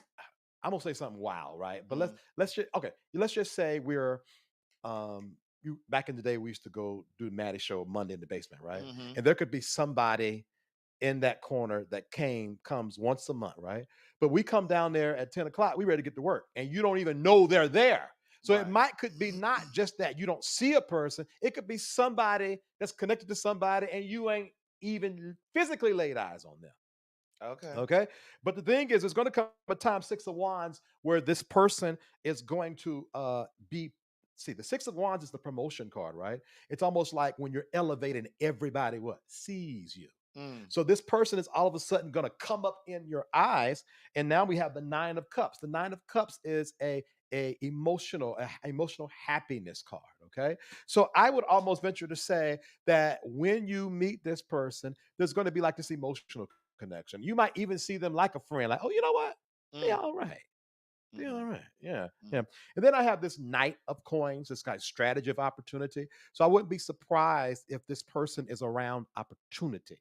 Okay, around work. It could be somebody on your goddamn platform with the older gays talking. Who knows? But I'll be looking around opportunity. The thing is this: the Nine of Swords, they're getting ready to.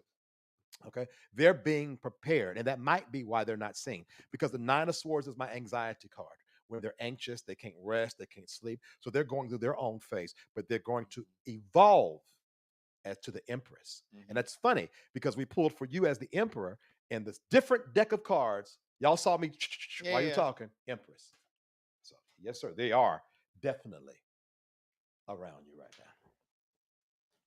All right, any more before we move on? Or anything else? Don't have to be a relationship.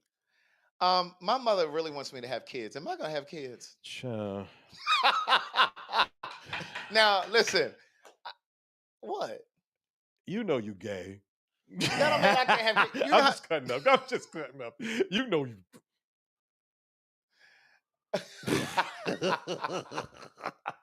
You want kids? I'm open. I mean, I'm either way. Like I won't get to the end of my life and think, damn, I should have had kids. Because the thing is, there is a part of me that would like kids, but I'm also nervous about bringing kids into this world. I just feel like it's just such a crazy world, right? Yeah. You ever thought about adopting? No. You don't want to do that? If that? I have kids, I want to have my own kids. All right, let's pull it real quick. And nothing's wrong with adopting. Oh, absolutely, because I will. I want to adopt and I want to buy your child. Right. Ooh, okay. 1, 2, 3.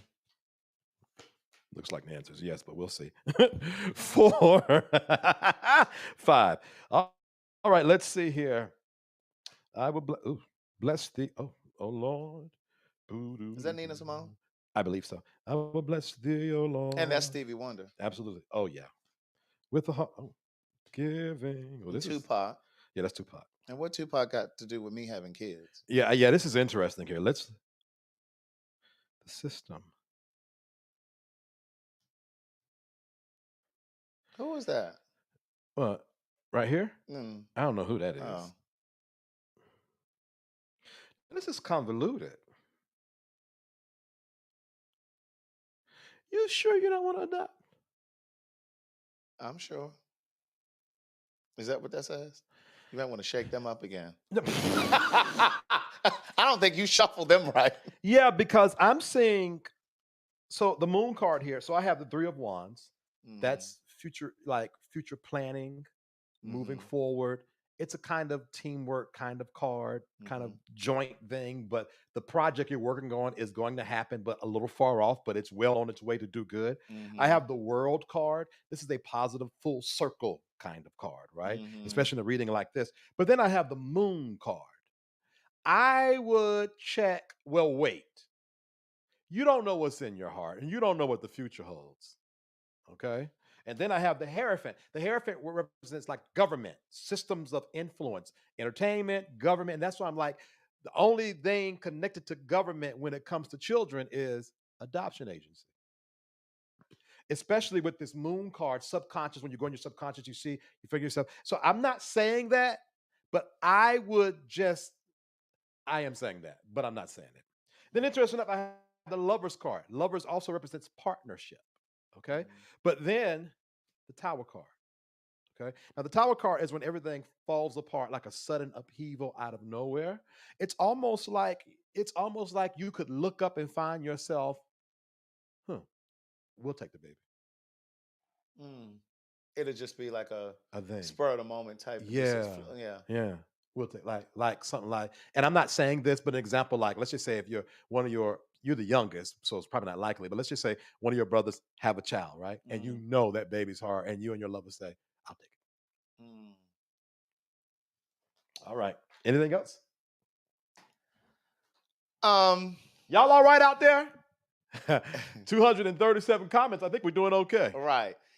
Am I ever going to venture into the television film world? Because I have like scripts on my computer that I would love to develop and see turn it, and even like my first 2 books, because they're my life. I would love to see those turned into like a series or a film or something. Is that ever going to happen, television or film? And I don't mean working in television or film. I mean like something that I've written. Yeah. Being developed. Gotcha. Okay. Let's see here. Okay. I will bless thee, O Lord. Who was that? The Mango Man. I will bless thee, O Lord, with a heart of thanksgiving. I will bless thee, O Lord. Interesting. I don't know what that means. Right. So I pulled the Hanged Man. I do have another question too. Okay, bet. I pulled the Hanged Man here. I put the 5 of Swords. That's an advantage card. The King of Swords. Okay. I don't know if y'all can see this. I pulled the 10 of Swords. Okay. I pulled the Queen of Pentacles. Then I pulled the 8 of Cups. I will bless thee, O Lord. Now let's read this sentence real quick because this is very interesting. I do sense in your message is mature, but there's some, are you like, do you need to like refresh your pen? Have you lost some passion or burnt out or something like that? No. I'm writing something now. I don't know what the hell it is. You know, are we going to share that with them? The piece from Telling Our Stories. Oh, did I airdrop? I did airdrop it, didn't I? I think I accept. If not during the break, airdrop it to me again. Okay. There. I'm writing something now. I don't know what it is yet. Sir. Something ain't right with the cards, because I'm all right. Now listen, is you gonna listen to me or not? Go ahead. Okay, right. I ain't gonna get all the way here and get wrong. Okay. You are in like a pause. The Hangman is almost like when you pause yourself. You go internal, look within yourself. There is this like strategy card, the 5 of Swords, the King of Swords, very mature message. You would think, okay, this is great. But then you got the 10 of Swords. This is the burned out card. I mean, I've never felt burnt out. I've never had writer's block. Like people ask me that all of the time. But we got to be more specific. You're talking about not writing, but as it relates to this effort to get in the industry. Oh, now that, yeah. That's why you just let me do my job and we're going to get you where you're going. Okay. Because context matters. Yeah. And that's what's going on. And there's this like 8 of Cups. If in 8 of Cups, you see this man walking away, and Cups means emotions. That's me walking away. Well, the thing is, you have the Queen of Pentacles. This is the mother of Mother Earth, the mother of opportunity. But it's almost like you're going to have to renew your emotions in it and how you feel about pitching your stuff and stuff like that. Right. In order for that to happen. Okay, so I'm going to tell you why that makes sense. So Derek J and I used to do a show during the pandemic on, Remember that? Yeah. Yeah, it was called Gay Like Me Conversations. Right. We put our money together, went into the studio and filmed like several episodes, and we had a sizzle reel created from that. And then we shopped it. Suzanne DePass, who discovered Michael Jackson and the Commodores, she reached out and was like, I want to be a part of it. Long story short, she got us a partnership with Chicken Soup for the Soul. Okay. They own Crackle TV and a bunch of other stuff.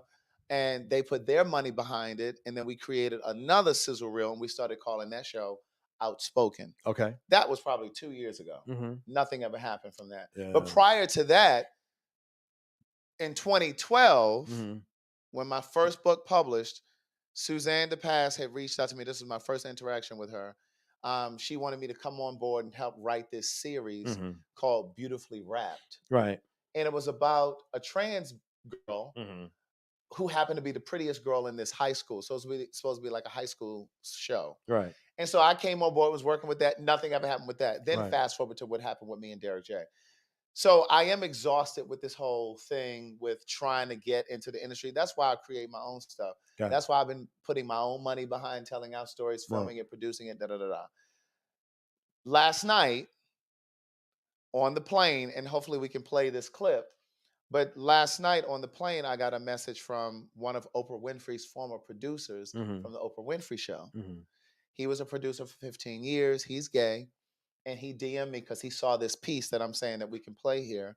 It's something that I wrote, and I shared it in the last episode of Telling Our Stories. And he said, I want to be a part of this. He said, but I think that you need to take this on the road and have these conversations city to city with Black queer men. I love. And so when he was telling me last night, he said, why are you making that face? Yeah. I was exhausted. I'm like, here we go again. So let me tell you this, because I got the sentence now as you were sitting. The hangman is where you're at. You're trying, will it happen? Remember, Five of Swords is the strategy. Okay? Here's the strategy. You have to, sounds funny, unexhaust yourself because it's blocking. The King of Swords, remember, swords is minds and thoughts. It's blocking the message. This thing. So there are opportunities that are that are you're blocking. That the Queen of Pentacles, the Queen of Opportunity, and you're blocking it. And so you got to walk away from yesterday's rejection towards it. And you said those 4 women are behind me, ready to push me to my destiny. Absolutely. Yeah. Also, now you're on board. You was just trying to hate just 5 minutes ago. Now all of a sudden, no. But I'm in the room now. Yeah. It's something, and that's cool. But that's the message. That's internal, because the hangman hangs himself for his own reasons, and not a literal hanging, but he puts himself in pause for his own reasons. So if you do that, you're good to go. All right, you good? All right. Are y'all all right out there? I got one more. Oh, okay. Talk to me. What's up? So last year, I went and lived in France for 2 months. Okay. Because I want to learn the language. I want to be fluent at some point. Not necessarily France, but I've been having this pulling that I think I will live out of the country at some point. Am I ever going to live out of the country?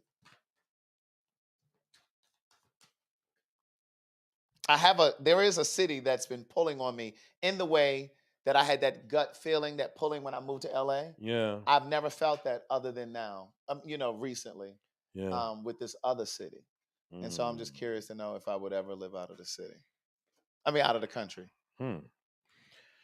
Okay. I have 3 of Swords here, Heartbreak card, Page of Cups, that's young, emotion, can do it. 7 of Swords. Is that Lil Nas X? That's Lil Nas X. 7 of Swords is the secrecy. 6 of Cups, that's friendship, nostalgia. 2 of Swords. Oh. Okay. Will you be going with someone or by yourself? I'm going with Jesus. Oh, he don't count. No, what you mean going with somebody? I'm just asking. I'm just saying, I'm not going with anybody. I'm just thinking that I feel that at some point in my life, I'm going to live out of the country. And I've only just started recently feeling that. Gotcha. In the past year. The thing that'll block you is relationships, friendships, community. Will cause you to stutter and think like, I don't know if I want to do and that's the only thing that I think about. It's like, well, but then I could start over and meet new people. Yeah. But the thing about that is, I think it's a trust thing. Mm-hmm. I think it's a trust thing. I feel like you are very connected to the community of it. Don't want to hurt people. Don't want to break hearts. Don't want to leave the community. Don't want to da da da da da. Mm-hmm. And it has you in a Two of Swords moment. And Two of Swords is when you get caught between two things, so you stick in the middle and don't do nothing at all. All right, and I think that's what it is. But it can happen. But the thing is, you will have to make that decision on leaving what's dear to you behind. And maybe even if I didn't live out of the country full time, if I just had a place and I stayed there for part of the year and then came back here and stayed part of the year. Yeah. But okay, so the answer is like I feel like this draw to London. And so when I moved to France for those couple months last year, I took the train over to London because I had never been to London. And I was like, oh wow, this feels nice. And then I just went recently, but I was there for a week. And it was just like, I really like it here. There are things that draw me there. Do you mentor? I don't. And I get emails all the time from people. I literally just saw an email the other day. People ask me all the time, will I mentor? Do these friends look up to you? My friends? I guess. I've never really thought about that. But I get asked that all the time from people who watch my stuff or people who it's people who watch my stuff. So either they want me to mentor them. No, I feel like these are current relationships that lean on you. And this is the thing. And the reason why I got that, because the Page of Cups is like young emotion. Like that's why it's Lil Nas X, right? Yeah. It's young emotion. And when you pull Page of Cups, sometimes it talks about someone who is depending on you, leaning on you. And I get the Three of Swords here, which is heartbreak. I feel like my family leans on me. Okay. So it's one of those things where that's what's happening here, because now the Six of Cups is what we call the nostalgia card. It's like in the book I read, it's like remembering mom's apple pie, and like look back at the days like when things were simpler times. So this is about community, okay? And this is what is, I don't know if you realize or not, that's what's weighing on you, is that. And it keeps you in a thing when the three of Wands says it could happen, not now, but it can happen in the future. Yeah. I always say that I wouldn't move out of the country while my mom is still alive. But then here's the thing: when you said about people depending, and I don't mean depending on me like financially. Yeah. Emotionally. Right. Yeah. So yeah, I feel that. I get that from my family. But I have this consistent dream, and it's been a while since I've had it, but I have this consistent dream, and I wake up in the middle of the night, like 3, 4 in the morning, which they say is God's hours. Yeah, great time, yeah. But I wake up because I am dreaming that I'm trapped, like in rubbish, like under like 9/11, like under like some shit that then broke up, and I'm trapped, and I die under there. Well, Jesus. But I've Googled it, and it means that it talks about, like, I can't remember exactly, but it talks about like anxiousness and feeling pressure because there are people relying on you and counting on you and calling on you for it's almost like being the foundation ends up crushing you. Right. Yay! Yikes. Yeah. Okay. Anything else? No, I think that's it. All right. Now, if you guys want a reading like that, click the Linktree link in the video description box of this video. And if you move between now and I think I did October the 6th. Between now and next Friday, you'll get 22% off of the reading, okay? It's a 30-minute reading. It's a private reading between you and I on Zoom. Bring 5 to 6 questions, and I promise you your life is going to change. All right? All right. I'm about the Gemini because I don't know if I want to go on break or finish this segment out. But they ain't going nowhere. The people are here. They are. The people are 337 comments. All right, here's what I'm going to do. Let's do some rapid fires real quick about God. Okay. About what? God. Okay. Is your God gay? Just play. All right, here we go. Well, this is my message from you. I had it here just in case I lost it. How do you feel about God and gay? I believe that sexuality is instinctive. I say this all the time. I think sexuality is instinctive. It's how you're wired. It's not a choice. It's not a decision. No one just wakes up and decides to be gay or trans, queer. Now, I do believe that people wake up and decide to live their truth. Right. But nobody wakes up and decides, okay, I think I'm gonna be a queen. I wish people would know that. Yeah, yeah. Ain't nobody chose. Yeah, Okay. yeah. Number one question. Do it over again. If you had the opportunity to choose whether or not I would be born gay or not. It's funny you say that because I had this question somewhere. My people who follow me, they know this, and I can't remember where this originated. But I said I would, if I could choose, I wouldn't want to be gay. I have never met a man that said otherwise. Everyone says. Well, see, I know what it was. It was the first season of Telling Our Stories. Okay. It was a conversation with Black queer men and women. And some of them said, no, I would choose the same thing. I would still be gay. The only reason that I say I would change, if I could, is because I believe that if I was straight, and it doesn't mean that straight people don't have bullshit in their relationships, because they do. But I do believe. I know you're about to say, and I agree. Right. But I do believe that if I was straight, I would already be married and have kids. Because women welcome relationships. And it doesn't mean that there aren't women that have baggage. Doesn't mean that there aren't women that play games. Right. But I believe that if I was seeking a woman, I would be in a relationship and I would be married with kids. I think that there are a lot of layers that come with being queer. And again, I'm saying queer. I identify as gay. Yeah. But I'm just saying queer just for the people who identify otherwise. Yeah. I just think that there are a lot of layers to this. And there's a lot of trauma that a lot of Black queer people carry, which we talk about in this season, Telling Our Stories as well. And a lot of the kids on Twitter were upset with me because I took a piece of one of the episodes and put it on Twitter. And they were like, well, what are you trying? Because I said Black men are broken. Black men are broken. And it doesn't mean that there aren't broken white men or Hispanic men or Black women. We ain't talking about that now. And that's what I said on Twitter. I said, I'm talking about us. Correct. And see, this is the problem with Black men in any conversation, regardless of sexuality. Whenever you shine that light on them and you focus it, they want to shift. They want to pivot. Yeah. Well, women, we're not talking about them. We ain't talking about that right now. We're talking about you. Yeah. We're trying to get you to healing. Absolutely. And so there are a lot of layers that come with being gay. I think that we meet people at different points in their journey. Yeah. When they're queer. And just because a person moves in gay circles, go to gay clubs, have gay friends, doesn't mean that they've given themselves permission to be gay. Oh, listen, I was with a SafeSpace member on Sunday, and I said this to them.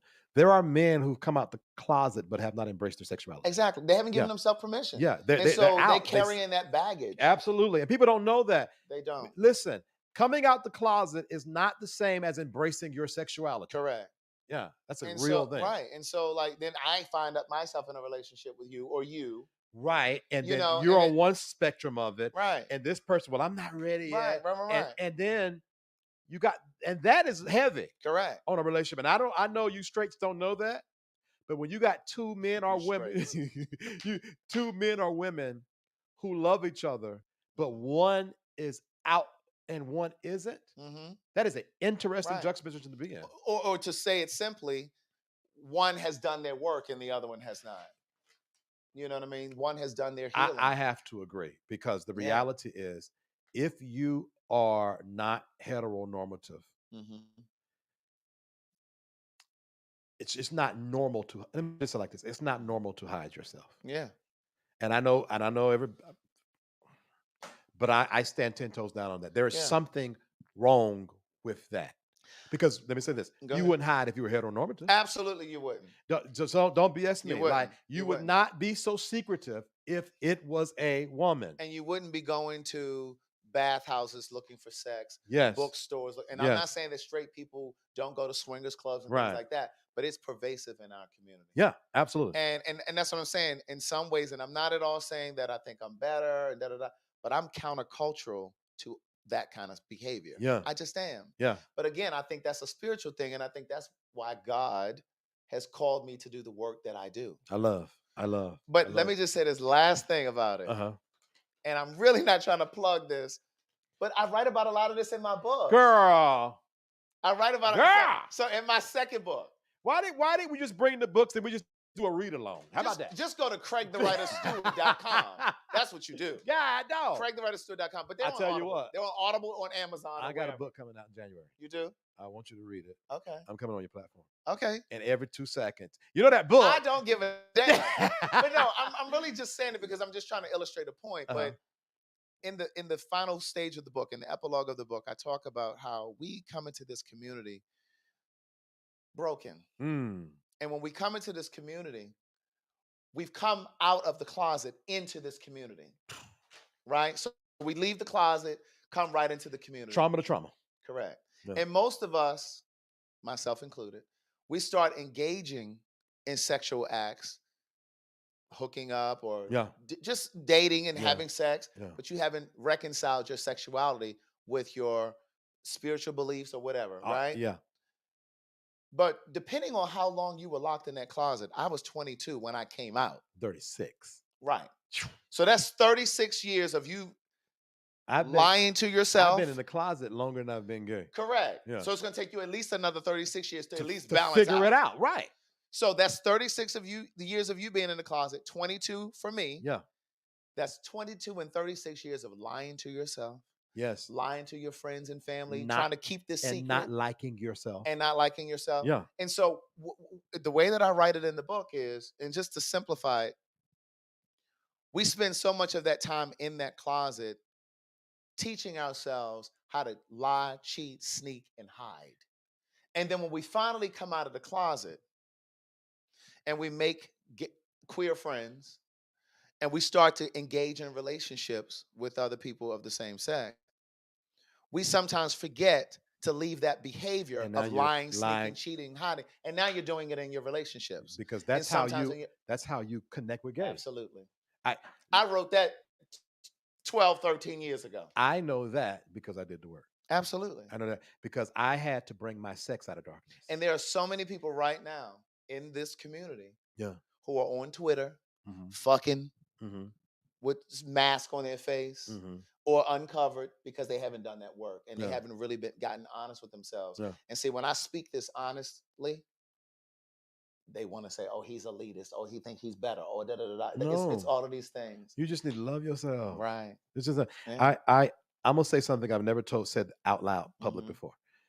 My experience, so I started saying gay, my first words, 36.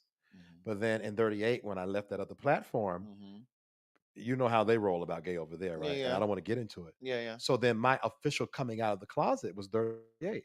You know, the first community that I came in contact with? Madison? Not just Madison, but more importantly, that audience. Oh, yeah. That was traumatizing. Yeah. And I'm not hating on nobody or nothing. Yeah. That's a real thing. You know what I'm talking about? Yeah. Like you knock on the door, and they're coming out fighting and drunk and stuff. And I was because I'm a church boy. Yeah. I'm a church boy before I'm a gay boy. Yeah. And that's not hating because if you got to know I'm gay by now, I love a man. Right. But I'm a church boy. Right. And I left my church boy community. And I was like, oh, this is crazy. Yeah. And I believe that there are more people in our community who are countercultural to the behavior that exists in the community. Yeah. I think there are more people who are not really interested in all of the goings on. Yeah. Whether it's the bathhouses, the sex parties. But a lot of people fall prey and participate in that behavior because they believe it's part and parcel of being queer. Yeah. And it's not, but I'll say this though. I don't have a problem personally, because my personal conviction. Yeah. I don't have a problem with none of it if you're conscious. Mm-hmm. So if I, who have embraced myself, I go to therapy twice a month, been going to therapy for years. I'm evolved in my thinking and I'm clear what I want. And I decide to go to a bathhouse, which I won't go anymore. I'm going to go.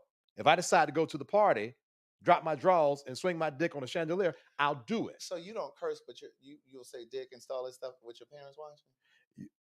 First of all, did you forget they were there? Let me see. Hold on. Does mic work? Yeah. Does mic work? Yeah. All right. This is my platform. Oh, okay. All right.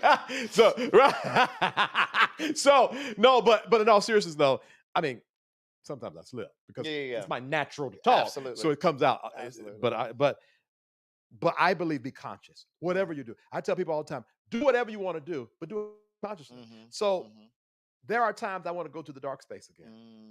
That's a true statement. Because I've been there before. Yeah. And it's easier. Yeah. Because I'm in North Carolina in Burlington. So there ain't nothing in Burlington. You're looking for connection. Yeah, just connection. Yeah. And sometimes we had this. You might not remember this. What happened? It was you, me, and Rock. rest his soul in peace.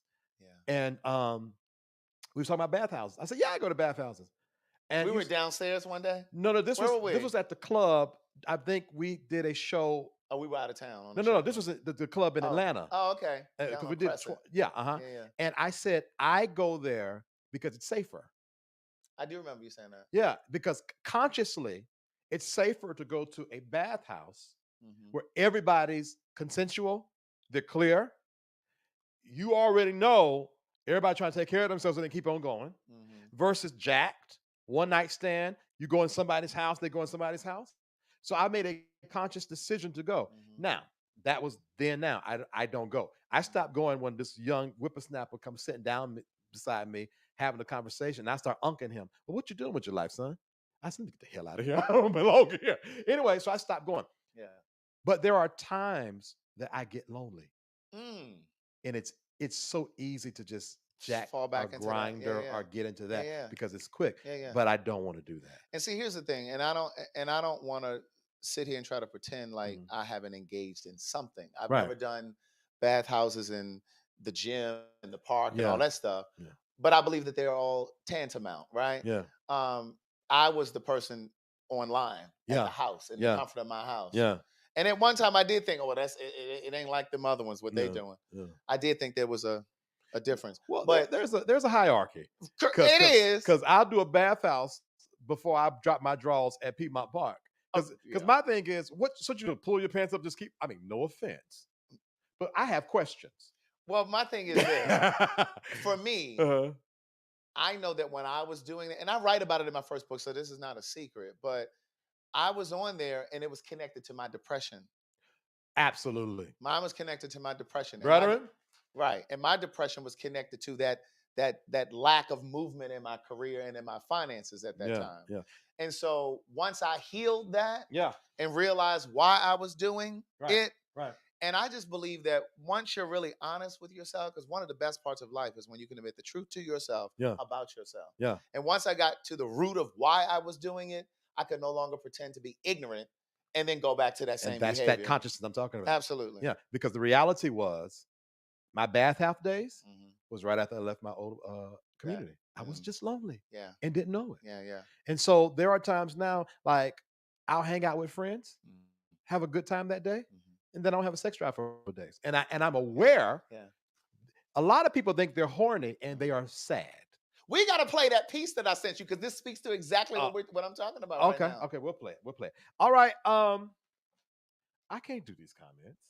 Why? No, I want to see what they're saying. All right, we'll start from the bottom up. Well, what's wrong with that?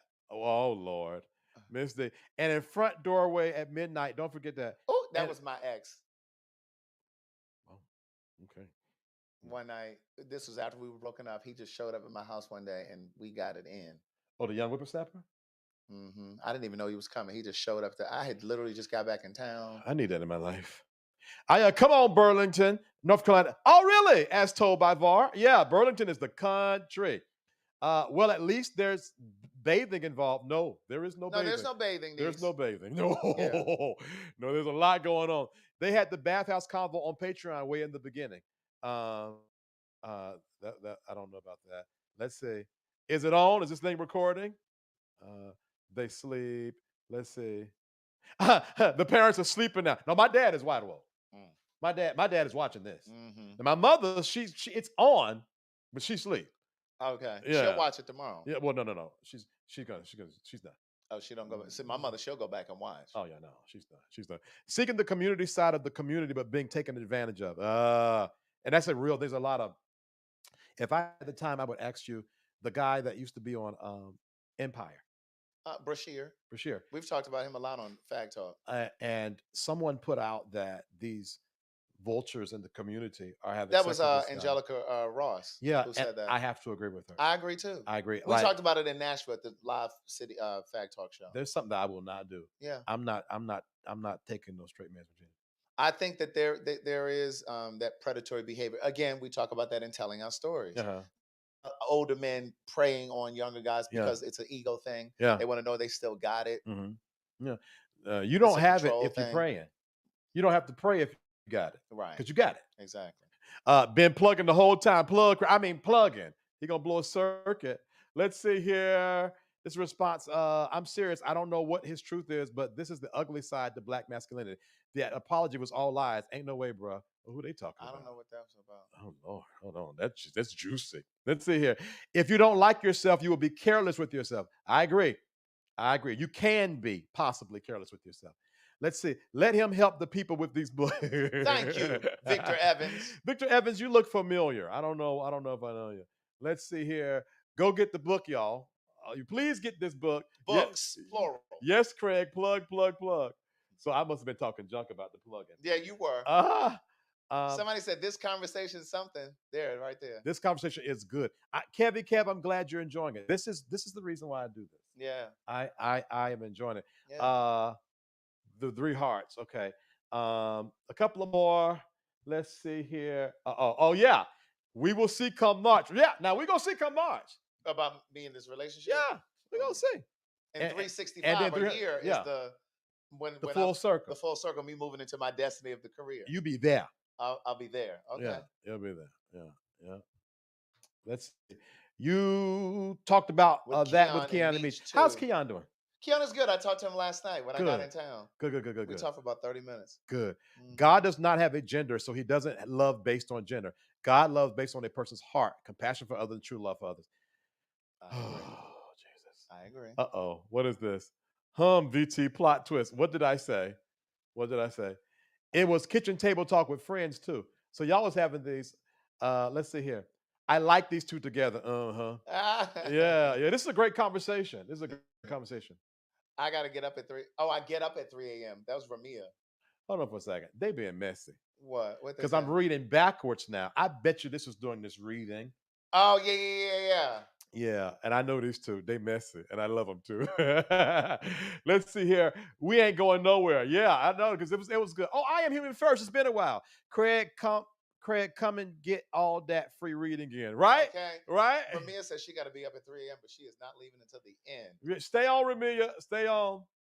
I'll be booking tomorrow. Please, Jen, on the mic, go ahead and book. I'm going to change your life by the spirit that works through me. Bet. That's awesome, Michelle. Thank you for being a conscious educator. Unprocessed emotions. I'll read a couple of more. Spiritual time is 3 to 5 p.m. Yes, God's hours when I was saying 3 to 5 a.m. Yeah. That's God's hours, it ain't that. But I'm saying when he's trying to get to you and really wants you to get a message, you'll wake up. He ain't never. He's never done that? No, I ain't got time for that. That's when he wakes me up. I'm just playing. Yeah, he wakes me up at between 3 and 5. Right. I'd be wide awake. And I've learned to say, God, what is it that you want me to know? Oh, it's Keon would be a ball of tears if Craig moved to London. Oh, okay, yeah. Oh, he was crying when I went to Paris for those 2 months. That might be the little Nas X.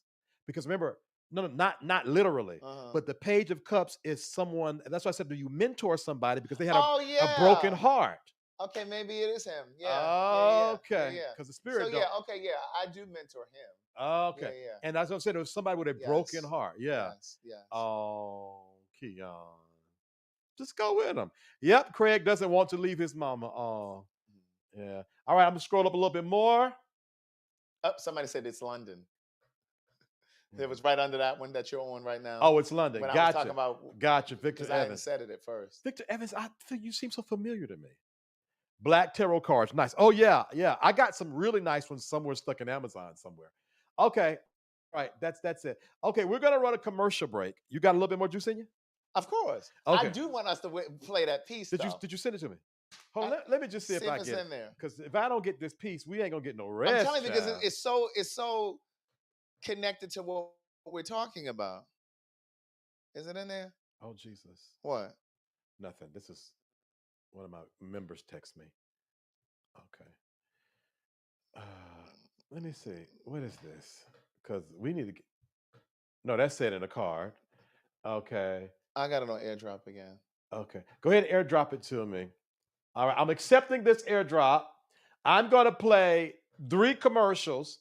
The third commercial will be Craig the Ryder Stewart commercial before we have a fit. We don't want his silicone breast popping from stress. Oh, my God. So, hey, y'all, thank you for hanging in there. We going to be right back. So, as it is with puffy, the same thing will start happening within the Christian faith. God is giving his people divine justice.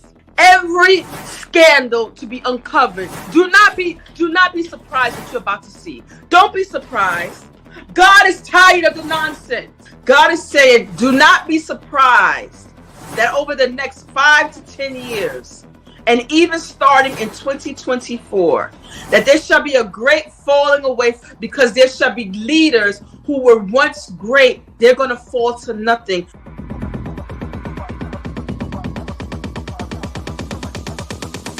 SafeSpace, refuge for growth and healing. Want to be connected to all that SafeSpace has to offer? Join our email community. Stay in the loop with inspirational insights and updates. Join our email community and connect with like-minded individuals on the path to self-discovery. Sign up now. Find your tribe in a safe, supportive space. Join the SafeSpace private community and connect with others who get it. We're waiting for you. Join now for a limited 4-day free trial. Stay connected wherever you are with lives and video drops. Text VTerrillHill to 833-458-3658 for instant updates and powerful insights. Join the text community now. Curious about what's next? Book an intuitive tarot reading with VTerrillHill and get the clarity you need. Your future awaits. Heal from within and transform your life. Schedule a soul healing consultation and take the first step towards wholeness. Start your journey today. Click the Linktree link inside of the description box connected to this video for all of what the SafeSpace universe has to offer.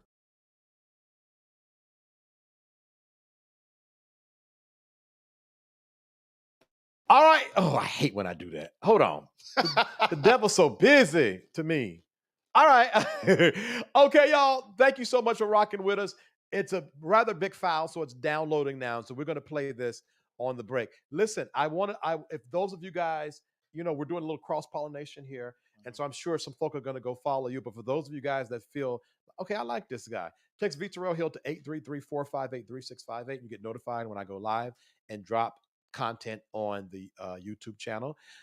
Every once in a while, I'll send an encouraging text, but no spamming, no blowing you up. You're going to get 2 texts a day, one around 12 to 2 and one around 9:30. That's it, letting you know I'm either dropping content or going live, okay?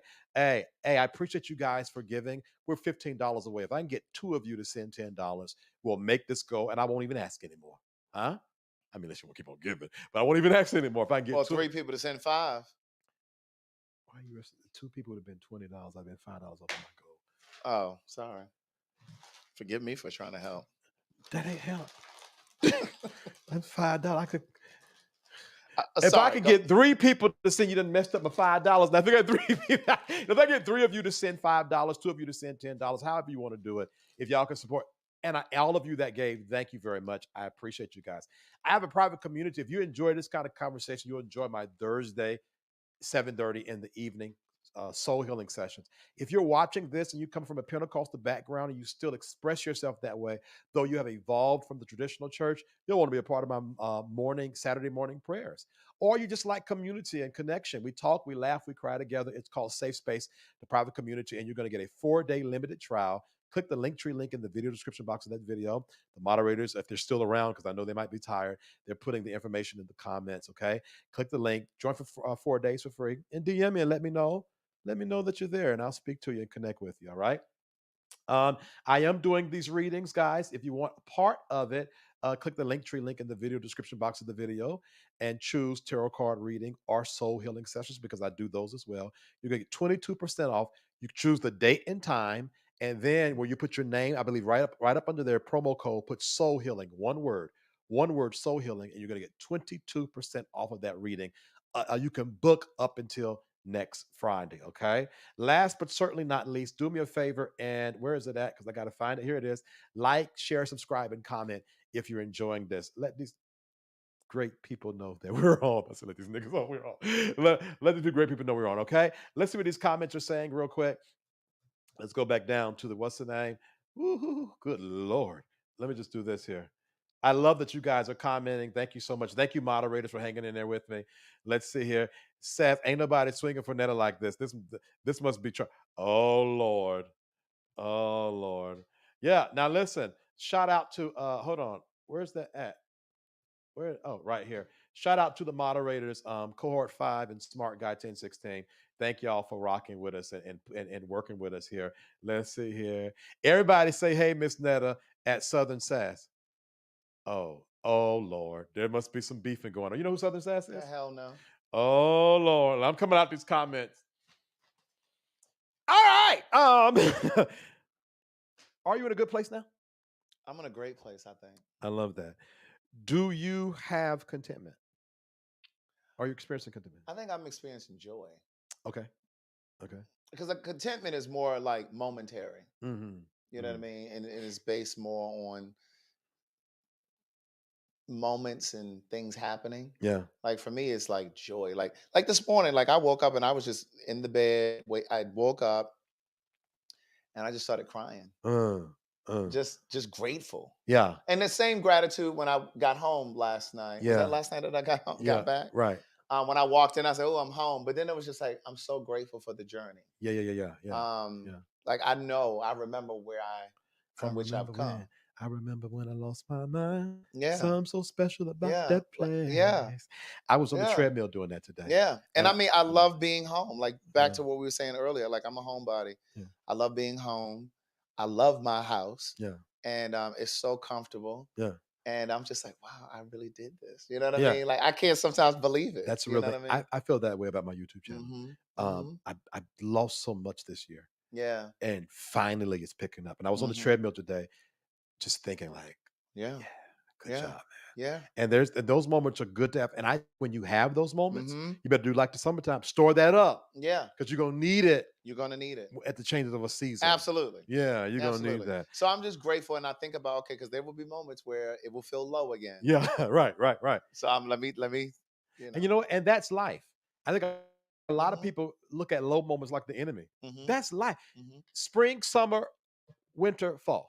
Right. Not in that order. Yeah. But the tree that is blossoming in June, will be bare in December.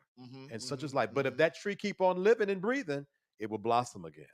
All right. What are your dreams and aspirations now as a 48-year-old? To get into television and film. Like one of my projects. Uh-huh. Like I would love to develop a television series or a film. I love that I've written. I love. So yeah, that's my. I also want to be bilingual, like at least bilingual. Like I want to become fluent in French, and I say French because it's the only language that I've ever studied. If I had studied Spanish when I first started taking language in school, that would be great too. But I never did. I'm sorry, my mother is woke. She's sending me some tea to report on. I tried to tell you. No, she sent me some tea to report on. Mama wide awake. Look at this. Love of church elder. Oh wow. Yeah, I'll be reporting on this probably tomorrow. Is that a local story? I'm not sure. I'm gonna check it out. It's a YouTube, a Facebook, so I'll look at it later. Thank you, Ma. Let's see here. Where do you see yourself in 6 years? In 6 years, I'll be 54. Woohoo! In 6 years, I hope to have another property. Okay. And when I say another property, I mean probably living in another property. Still have the house that I have because I believe that, again, as Black people, I think we need to hold on to property. Yeah. So I would keep the house that I have. I don't think I would ever sell it. I would pass it on to my nieces or nephews or somebody like that, or all of them collectively. Yeah. And if you need money from it, just pull it. I would pull the equity out of it and put it in my bank account. But I don't think I would ever get rid of that house. But I see myself maybe getting another house, maybe having another place abroad. Recently, I've been actually looking at a property in Dominican Republic. Oh, so like just to have a place that I can go and kind of. I love that. But then rent it like when I'm not there. Yeah, absolutely. You know what I mean? So hopefully that'll be realized in the next 6 years. I love that. There's a guided meditation I listen to that says we underestimate what we can do in 3 years and overestimate what we can do in a year. Yeah. So 6 years from now. Yeah. Yeah. Maybe I'll have 2 more properties, one abroad and one that I'm living in, and the one that I have now. I love that. I love that. There's someone listening to this that is working hard and really fighting for something they believe belongs to them. What words of empowerment can you give them at this very moment? If you can see it, you can have it. Your thoughts create your destiny. And I'm a big, big, big believer that your imagination is God's proof to you. Come on. Of what's possible in your life. So if you can see it, you can have it, because life would be unfair if you couldn't attain it. Like God wouldn't give you the vision if you couldn't actually have it. Yeah. And you know what people don't realize is, and it's a scientific fact. When you imagine something, your body aligns to it. Your body don't know the difference between imagination and reality. Right. It's like if I think of my favorite shape of a booty, my dick gonna get hard. How did we get here? How did we get here? That was the first analogy. It's a good analogy, though. Come on. I was cooking. Okay. I was cooking. Well, I'm going to go in a different direction. Okay. but the point is, and for those of you who deal with depression, your emotions align to your imagination. So if you can create a happy place in your mind, your emotions will naturally follow. And you can change your whole metabolic system by using your imagination. Absolutely. And see, this is why even like on my live stream, like I've challenged my viewers to write or create a vision board. That's why vision boards are so powerful. Absolutely. Yeah. But one year I challenged them to do a vision board, but then another year I challenged them to do a grateful box. Yeah. Or a grateful journal. You can write down all of the things that you're grateful for. That's but so powerful, I challenged them to do a grateful box. And this particular time I said, for this next year, every time you think of something that you're grateful for, write it down and put it in the box. Fold it up on a little piece of paper and put it in the box. And then at the end of that calendar year, go into that box, read every single thing that you put in there. Yeah. I mean, just the smallest thing. It could be, oh my God, I was so grateful that I have a new car that has AC. Yeah. You know, because like I remember when I that's first. That's a real thing. Yes. I remember when I was in high school, I had a little hoopty. Yeah. And when I got to college, when I finally got a car, it was still a pre-owned car, but it had AC. It was real. And I remember driving, I was like, thank God for this AC. Huh? So be grateful for the smallest things, because see, when you're grateful for the small things, then you can graduate to the bigger things. You got to be grateful at this level before you can go to the next. Because here's what I do know. As someone who had access to a lot of means, and as someone who's building it back up, the same person I was with it, I am without it. Absolutely. And the same person I was without it. So if I am impatient without money, I'm impatient with money. Absolutely. I will say, oh God, I forgot. I do that all the time. I forgot what I was about to say. All right. Let's see. I think. Oh, we're good. I have never gotten through a whole script before. But listen. But another thing. I was a journalism major at Hampton University. Like, what the hell does that got to do with you? Well, because I helped move this thing along. And that's why you Craig the elitist steward. Got it out. No, but I thoroughly enjoyed this conversation. I did too. So what we're gonna do is I gotta go pee. Okay. The video is ready. Oh yeah, we can do that. So I'm gonna play this novel. They're gonna be listen. I'm licking crumbs from off my fingers from them chips that I was eating. But this video is 2 hours long. It is not. So I'm gonna go pee, go back to Burlington, go to sleep, drive back down, and I'll make the last 30 minutes of this. All right. And in the meantime, subscribe to my YouTube channel. Yeah. All right. We're gonna play this. We'll play what? It's an excerpt from Telling Our Stories. Okay, 3 or 4 minutes of it. Okay. And then you can come behind and walk us through it. How about that? Okay. All right. Where's it at? Right here. Enjoy, guys. A few weeks ago, I decided today that next week I'm going to film the 3rd season of my YouTube web series, Telling Our Stories. The season is called Black, Gay, and Aging. I reached out to my personal friends to be a part. Just as I expected, some declined because they are having their own issues around aging. One said, I just don't know if I want to reveal that to society and your huge ass following. It's something I've been struggling with for a long time. It's so real when you get older, your health starts to fail. I'm still alone and shit just seems hopeless. I'm sorry, Craig. You know I love you and have supported you since day one. I just can't be that publicly vulnerable. It broke my heart because so many suffer in silence, alone. But in public, the life of the party. He went on to say, I just looked up and I'm here. I don't know what I envisioned, but it wasn't this. But what choice do I have? Like you said, we're all aging. I know I need some therapy behind this. I'm trying to figure it out myself and I'm failing miserably. I've felt this pain before, just not about aging. My pain has always been connected to some disappointment I've experienced in relationships. I don't like breakups. I don't know if I ever want to try again because I don't want to feel another heartbreak. Pain. The kind my friend feels about aging. I still believe in love, I just question relationships. At one point in my life, I think I looked at relationships through rose-colored glasses. I don't think most have the stamina for long-term or lifetime partnership. So many say partnership is what they want, but do they really? Is it just something to say so that no one thinks you're the problem in all of your relationships? Because if most of us are saying that we want the same or very similar things, then why haven't we found each other? Why are there so few examples of long-term relationships? Why are most of us single?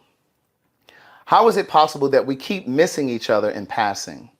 We're going to the same places, season after season. We know many of the same people, even in a variety of different cities. It's about 1 degree of separation in the community, not 6.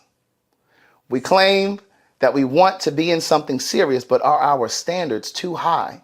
Or do we have an unrealistic type of guy that we're looking for? Do we make too many excuses or set so many unreachable standards that no one can reach the bar?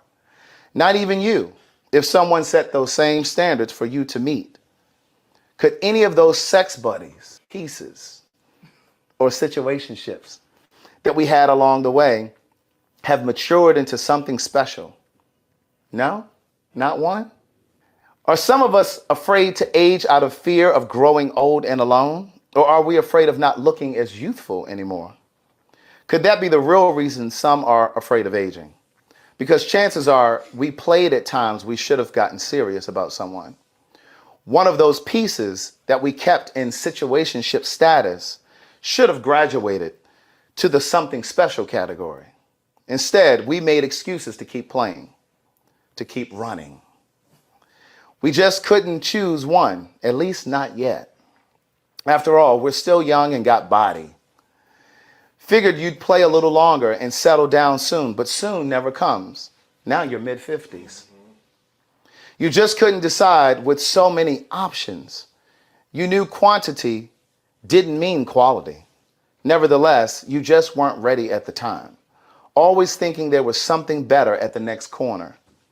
There were more rocks that you hadn't uncovered, so you jumped back on Jack'd, Grindr, Tinder, Facebook dating, Hinge for a minute, even after you vowed you were done with them the last time you were on it. But you're going out of town soon. So you'll just log in while you're out of town and take it off your phone before you fly back to your home. But somehow you forget to delete it from your phone and you end up on the app for another 6 months. You were convinced there were more stones left unturned, then bam, you're knocking at 60. Still on the prowl, still in search of satisfaction, bouncing around to the same club.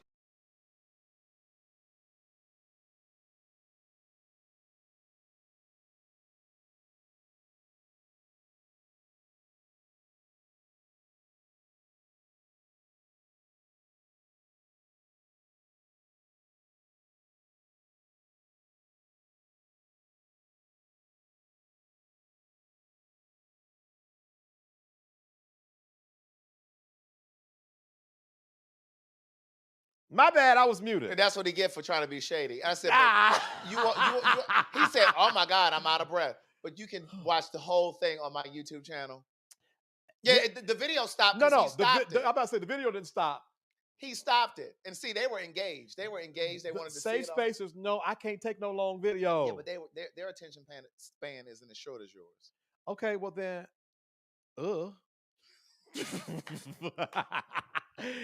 no, but go over there and at the Craig the Writer. Well, on YouTube, it's just Craig the Writer. Craig the Writer. Go to Craig the Writer, especially SafeSpace Nation. Go to Craig the Writer, and if you want to finish it. I said to Craig that while this is playing, that he's doing a great thing, and I very rarely find. What did Ruth say? Why you stop it, V? Because it was a personal decision. It was not professional. It was personal. I remember the team used to say, I was telling Craig, the team would send me a 30-minute video that I really need to watch it to have a great show. And he not watching. And they'd be like, you watch it? You're not doing your homework. If you send me a video, and this is honest to God, I don't care how great you think it is. If it's 10 minutes or longer. Well, I'm telling you now, that clip is viral. Good. So it's COVID. So it's COVID. So there are a lot of people who have the So it's attention HIV span. in Atlanta. What? Oh, so HIV is only rampant in Atlanta? 1 out of 3 black men. You think that's only in Atlanta? I don't really. That's community wide. That is not just Atlanta. I'm clear on, sir. What does that got to do with your 10-mile long, eternity long video?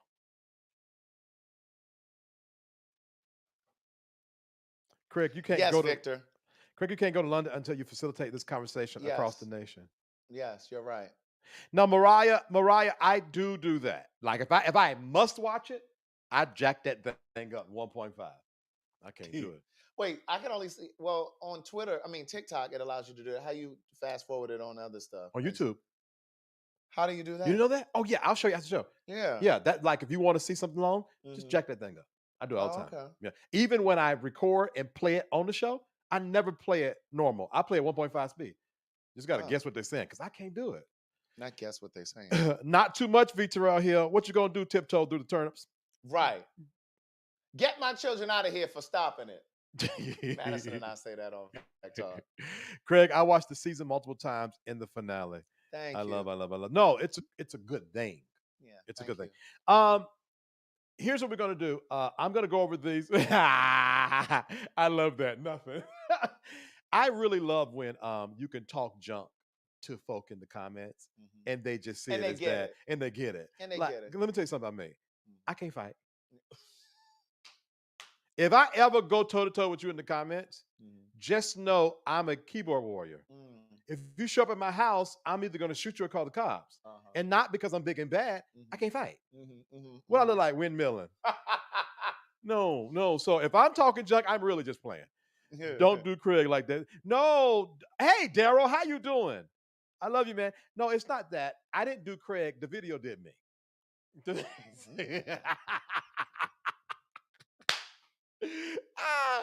I can't. I got your back. Yes, Mariah, I can't fight. Mariah said she can fight. No, yeah. Oh, she said I can, yeah. Yeah, she said I can. I got your back. No. Now, Recash says the video has me sold. Hold on. And Victor cut it. Vincent cut it. Short, too. Don't do me, smart guy. I'm like smart guy is handsome. I could see. I got someone else said that yesterday, if correct. I got somebody else said that about him? Yesterday. Oh, really? Yeah, I'm like a chihuahua. Right? I do all that until you really stand and then you run off. I'm not that guy. And I make no apologies. That video make a good show on television. Craig, they love your video, brethren. Thank you very much. They love your video. Good. Can you send me the edited version? That is the edited version. No, I'm gonna watch it. I'm gonna watch it. I got my hand down here. Wait a minute. I forgot they could see all of that. All of what? I had put my hand right here, but all of what? You got a moose knuckle? Camel toe? Craig, you got a puss.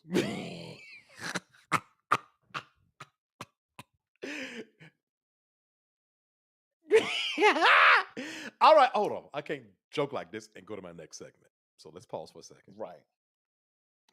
The next thing we're going to do is healing soul healer thoughts. Hold on for a second. Let me go to it real quick. And I'm going to get out of here. I'm supposed to go to break, but the next break we go on, we breaking up out this joint. I'm God. I'm going to go an hour and a half. Listen. I'm going to go an hour and a half. Man, one time, but we only going to do an hour and a half. Here, I've been sitting here for 2.5 hours. 2.5 hours. All right. Here is what I do a thing called Healing Soul Healer Thoughts where I share, almost like Jerry Springer used to do at the end of the show. Okay, yeah, his final thoughts. Yeah, final thoughts. Speaking of final thoughts, let me look at this Cash App. Final thought that. Hold on for a second. Great show. Okay, I really need one person to send $10. If I can get one of you to send $10, that will help us reach our goal. Listen, one of the things, Craig, that stuck out to me the most, I believe this show was for the wandering leader. Your show? No, this conversation. Oh, this conversation. Okay. Yeah. I believe this show is for the wandering leader, the leader who's trying to find themselves, the person they know they're gifted, they know they're talented, they know they want to be loved, and they're still trying to figure it out. I believe this conversation gave validation to the person who don't have the mentor, hadn't found the book yet. Yeah. Just so you could know, keep on going. Right. This darkness, this cloud you feel, every tastemaker in the world has felt it and probably is feeling it. Okay. Even those of you that are losing things right now, I think one of the things that I liked about your story is I'm there right now. I got evicted in February, and my brand new Mercedes just got repossessed a couple of weeks ago. And I know the shade. I'm good. I'm not gonna say it feel good, but I've been here before. Yeah. And I knew that when I dropped that video, I was going to start all over again. But a lot of times you can look at someone and what they have now and don't realize at one time they were right where you're at. Listen, that's why I tell my story so consistently. Oh, sorry. I'm sorry. Forgive me. Shh, I got this. No, but seriously, it's important to do that because a lot of people will only share with you what they have and not how they got it. And somebody needs to know you're getting evicted right now, but it doesn't speak of you less as the leader you are, as a tastemaker you are, as the important person you are. So keep on going and don't you stop. And you're going to look up one day, maybe a year from now, and be like, okay, I made it. So I hope that's what you guys got. My beautiful Black queer men, I love you. I know Craig loves you. My beautiful Black women, I love you. I know Craig loves you. But let me go back to this queer man, especially those of you that are still in the church. I'm not telling you to leave your church. I don't ask anyone to do that. I'm telling you to love yourself as you are. Okay?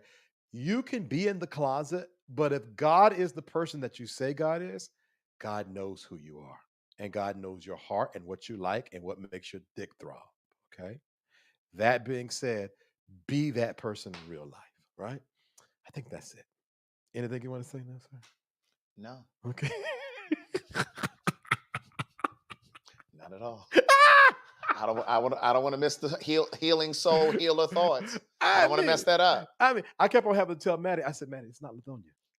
It's not Lithonia. Okay, this is my show. This is not Lithonia. Right. Because she definitely got that takeover takeover spirit. Hold on. Girl, I'd be fighting to try to get my words in on Fag Talk. But hold on. Let me finish my thought. Right. Y'all, hold on. Tarsha says, Craig seems classy. I love. Dick and God in the same sentence is nasty word. Nasty, filthy word. Filthy word. It's real. How can I go there for a second? Go ahead. How your dick throbbing and you don't, how it make your dick throb and you disconnected from it? How you living that life where your dick is in one space and your head is in another space and your heart is in another space? That is torture. And I say this all the time. I know people who, Craig, kick your leg up and knock over the whole computer, please. Right. Was that too much? You can't say read your audience. You can't say Dick and God at the same same time. They also time. didn't want you to cut my video off. You got to read your audience. Oh my God! Sign this video. What's that viral video? And they're like, "Oh my God!" Right. You know that video? I tell you what, I'm gonna watch it before I go to bed tonight. I'm just gonna sit there and watch it. You ain't got to lie to me. I know I will. Okay. I'll pull out my Vaseline. I sent it to him I'll earlier. rub on the whole. I'll just go with it. What do I have to do to just make this right? Thank you. Now, did you have to say that? Was that too much for real? It was quite the analogy. I'm being serious. I know. I am not like trying to be salacious. I'm being dead serious. I think, yeah. All right, fine. It was like the analogy that you made earlier, a few minutes ago. Like when you remember what it was? Yeah, like if you get the perfect picture of a butt in your mind, yeah, that it makes your dick get hard. Why are all of your analogies so sexual? Why can't they be? I didn't say they couldn't. I just asked you, why are they? Because see how you pivoted right there? See what I was talking about black men earlier? They ain't no pivot. That's just why they can't be. What my audience? Because now the thing is, they're commenting, but that's probably about 30. That's 10% of 308 people. There's somebody that heard me and thought, "Oh, he's right." I'm talking because I'm talking to the church gay, and so now here's the method to my madness. You have to. I'm listening. You have to say things to jar people's mind because they had heard it all before, and so Sunshine Anderson, hold on. So you don't think that I was like Sunshine Anderson heard it all before? Right. Coming home late. You took me for a second. Like, it seems you barely. I had a blind moment. I was like, Sunshine. Then I thought maybe they was texting you or calling you on the phone. No, sometimes you gotta. Jesus went in there and turned the tables over. Sometimes you gotta get niggas' attention. Okay. If it make your dick throb, it's okay with God. Bars. He swear he just said something profound. He swear he just said something profound. If it make your dick throb and don't cause you to sob, it's okay with God. Okay, Dr. Seuss, all that rhyming. I'm just saying. All right, guys. I'm gonna get on out of here. Craig, thank you. You're welcome. Thank you so much. Having me. Thank you for coming. I hope you enjoyed yourself. I did. Good. This was great. Good. Thank you guys for watching. Yeah. Hold on for a second.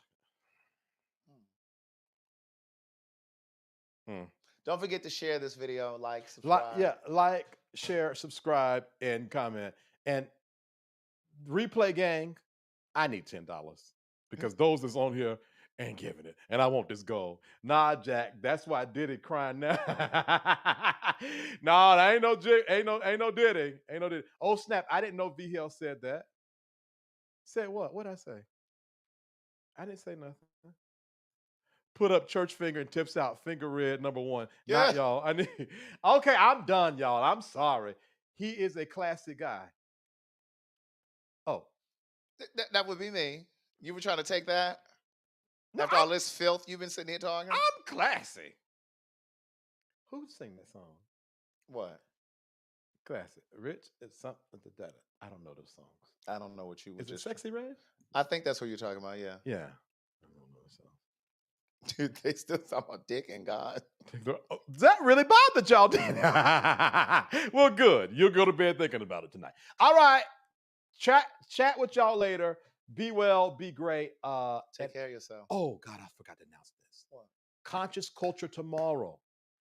Every second and fourth Wednesday, the private community holds a show called Conscious Culture. Tomorrow, they'll be on at, I believe, 8:30 tomorrow. Join them. Y'all know I pop in my head, but they really dope. There are some dope individuals on there, and y'all would enjoy that. I might come on live tomorrow. Once I get to the mountains, I'll let you guys know. But if not, y'all will definitely see me on Thursday at 9:30 p.m. All right, be blessed. Chat with y'all. Don't forget to register to vote. You have until October 7th. No, for real. You think she thinks she's gonna win? I think she's gonna win. I got a funny feeling. I felt that in my spirit. Good. I said it on my live. Like when they first announced her, it was like a couple days after that, and I said, I had a feeling today that she's going to win. This is before all of that money started coming in. Good. I just had a feeling. Good. All right, we met our goal. Praise God. Thank God. All right. Now I can go for real. All right, see y'all later. Bye. SafeSpace, refuge for growth and healing. Want to be connected to all that SafeSpace has to offer? Join our email community. Stay in the loop with inspirational insights and updates. Join our email community and connect with like-minded individuals on the path to self-discovery. Sign up now. Find your tribe in a safe, supportive space.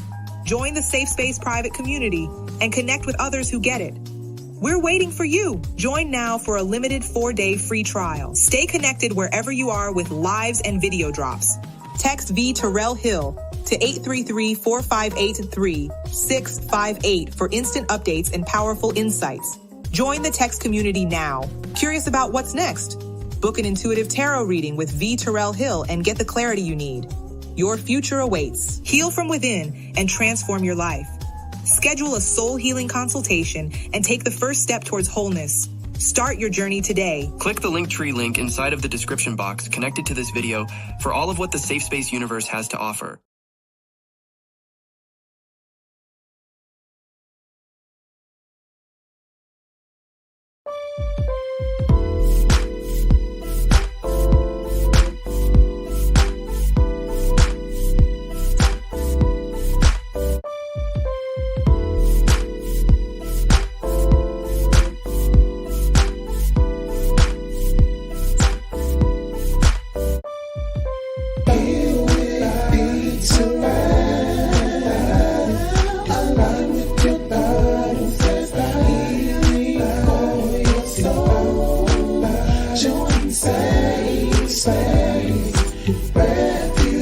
Bye.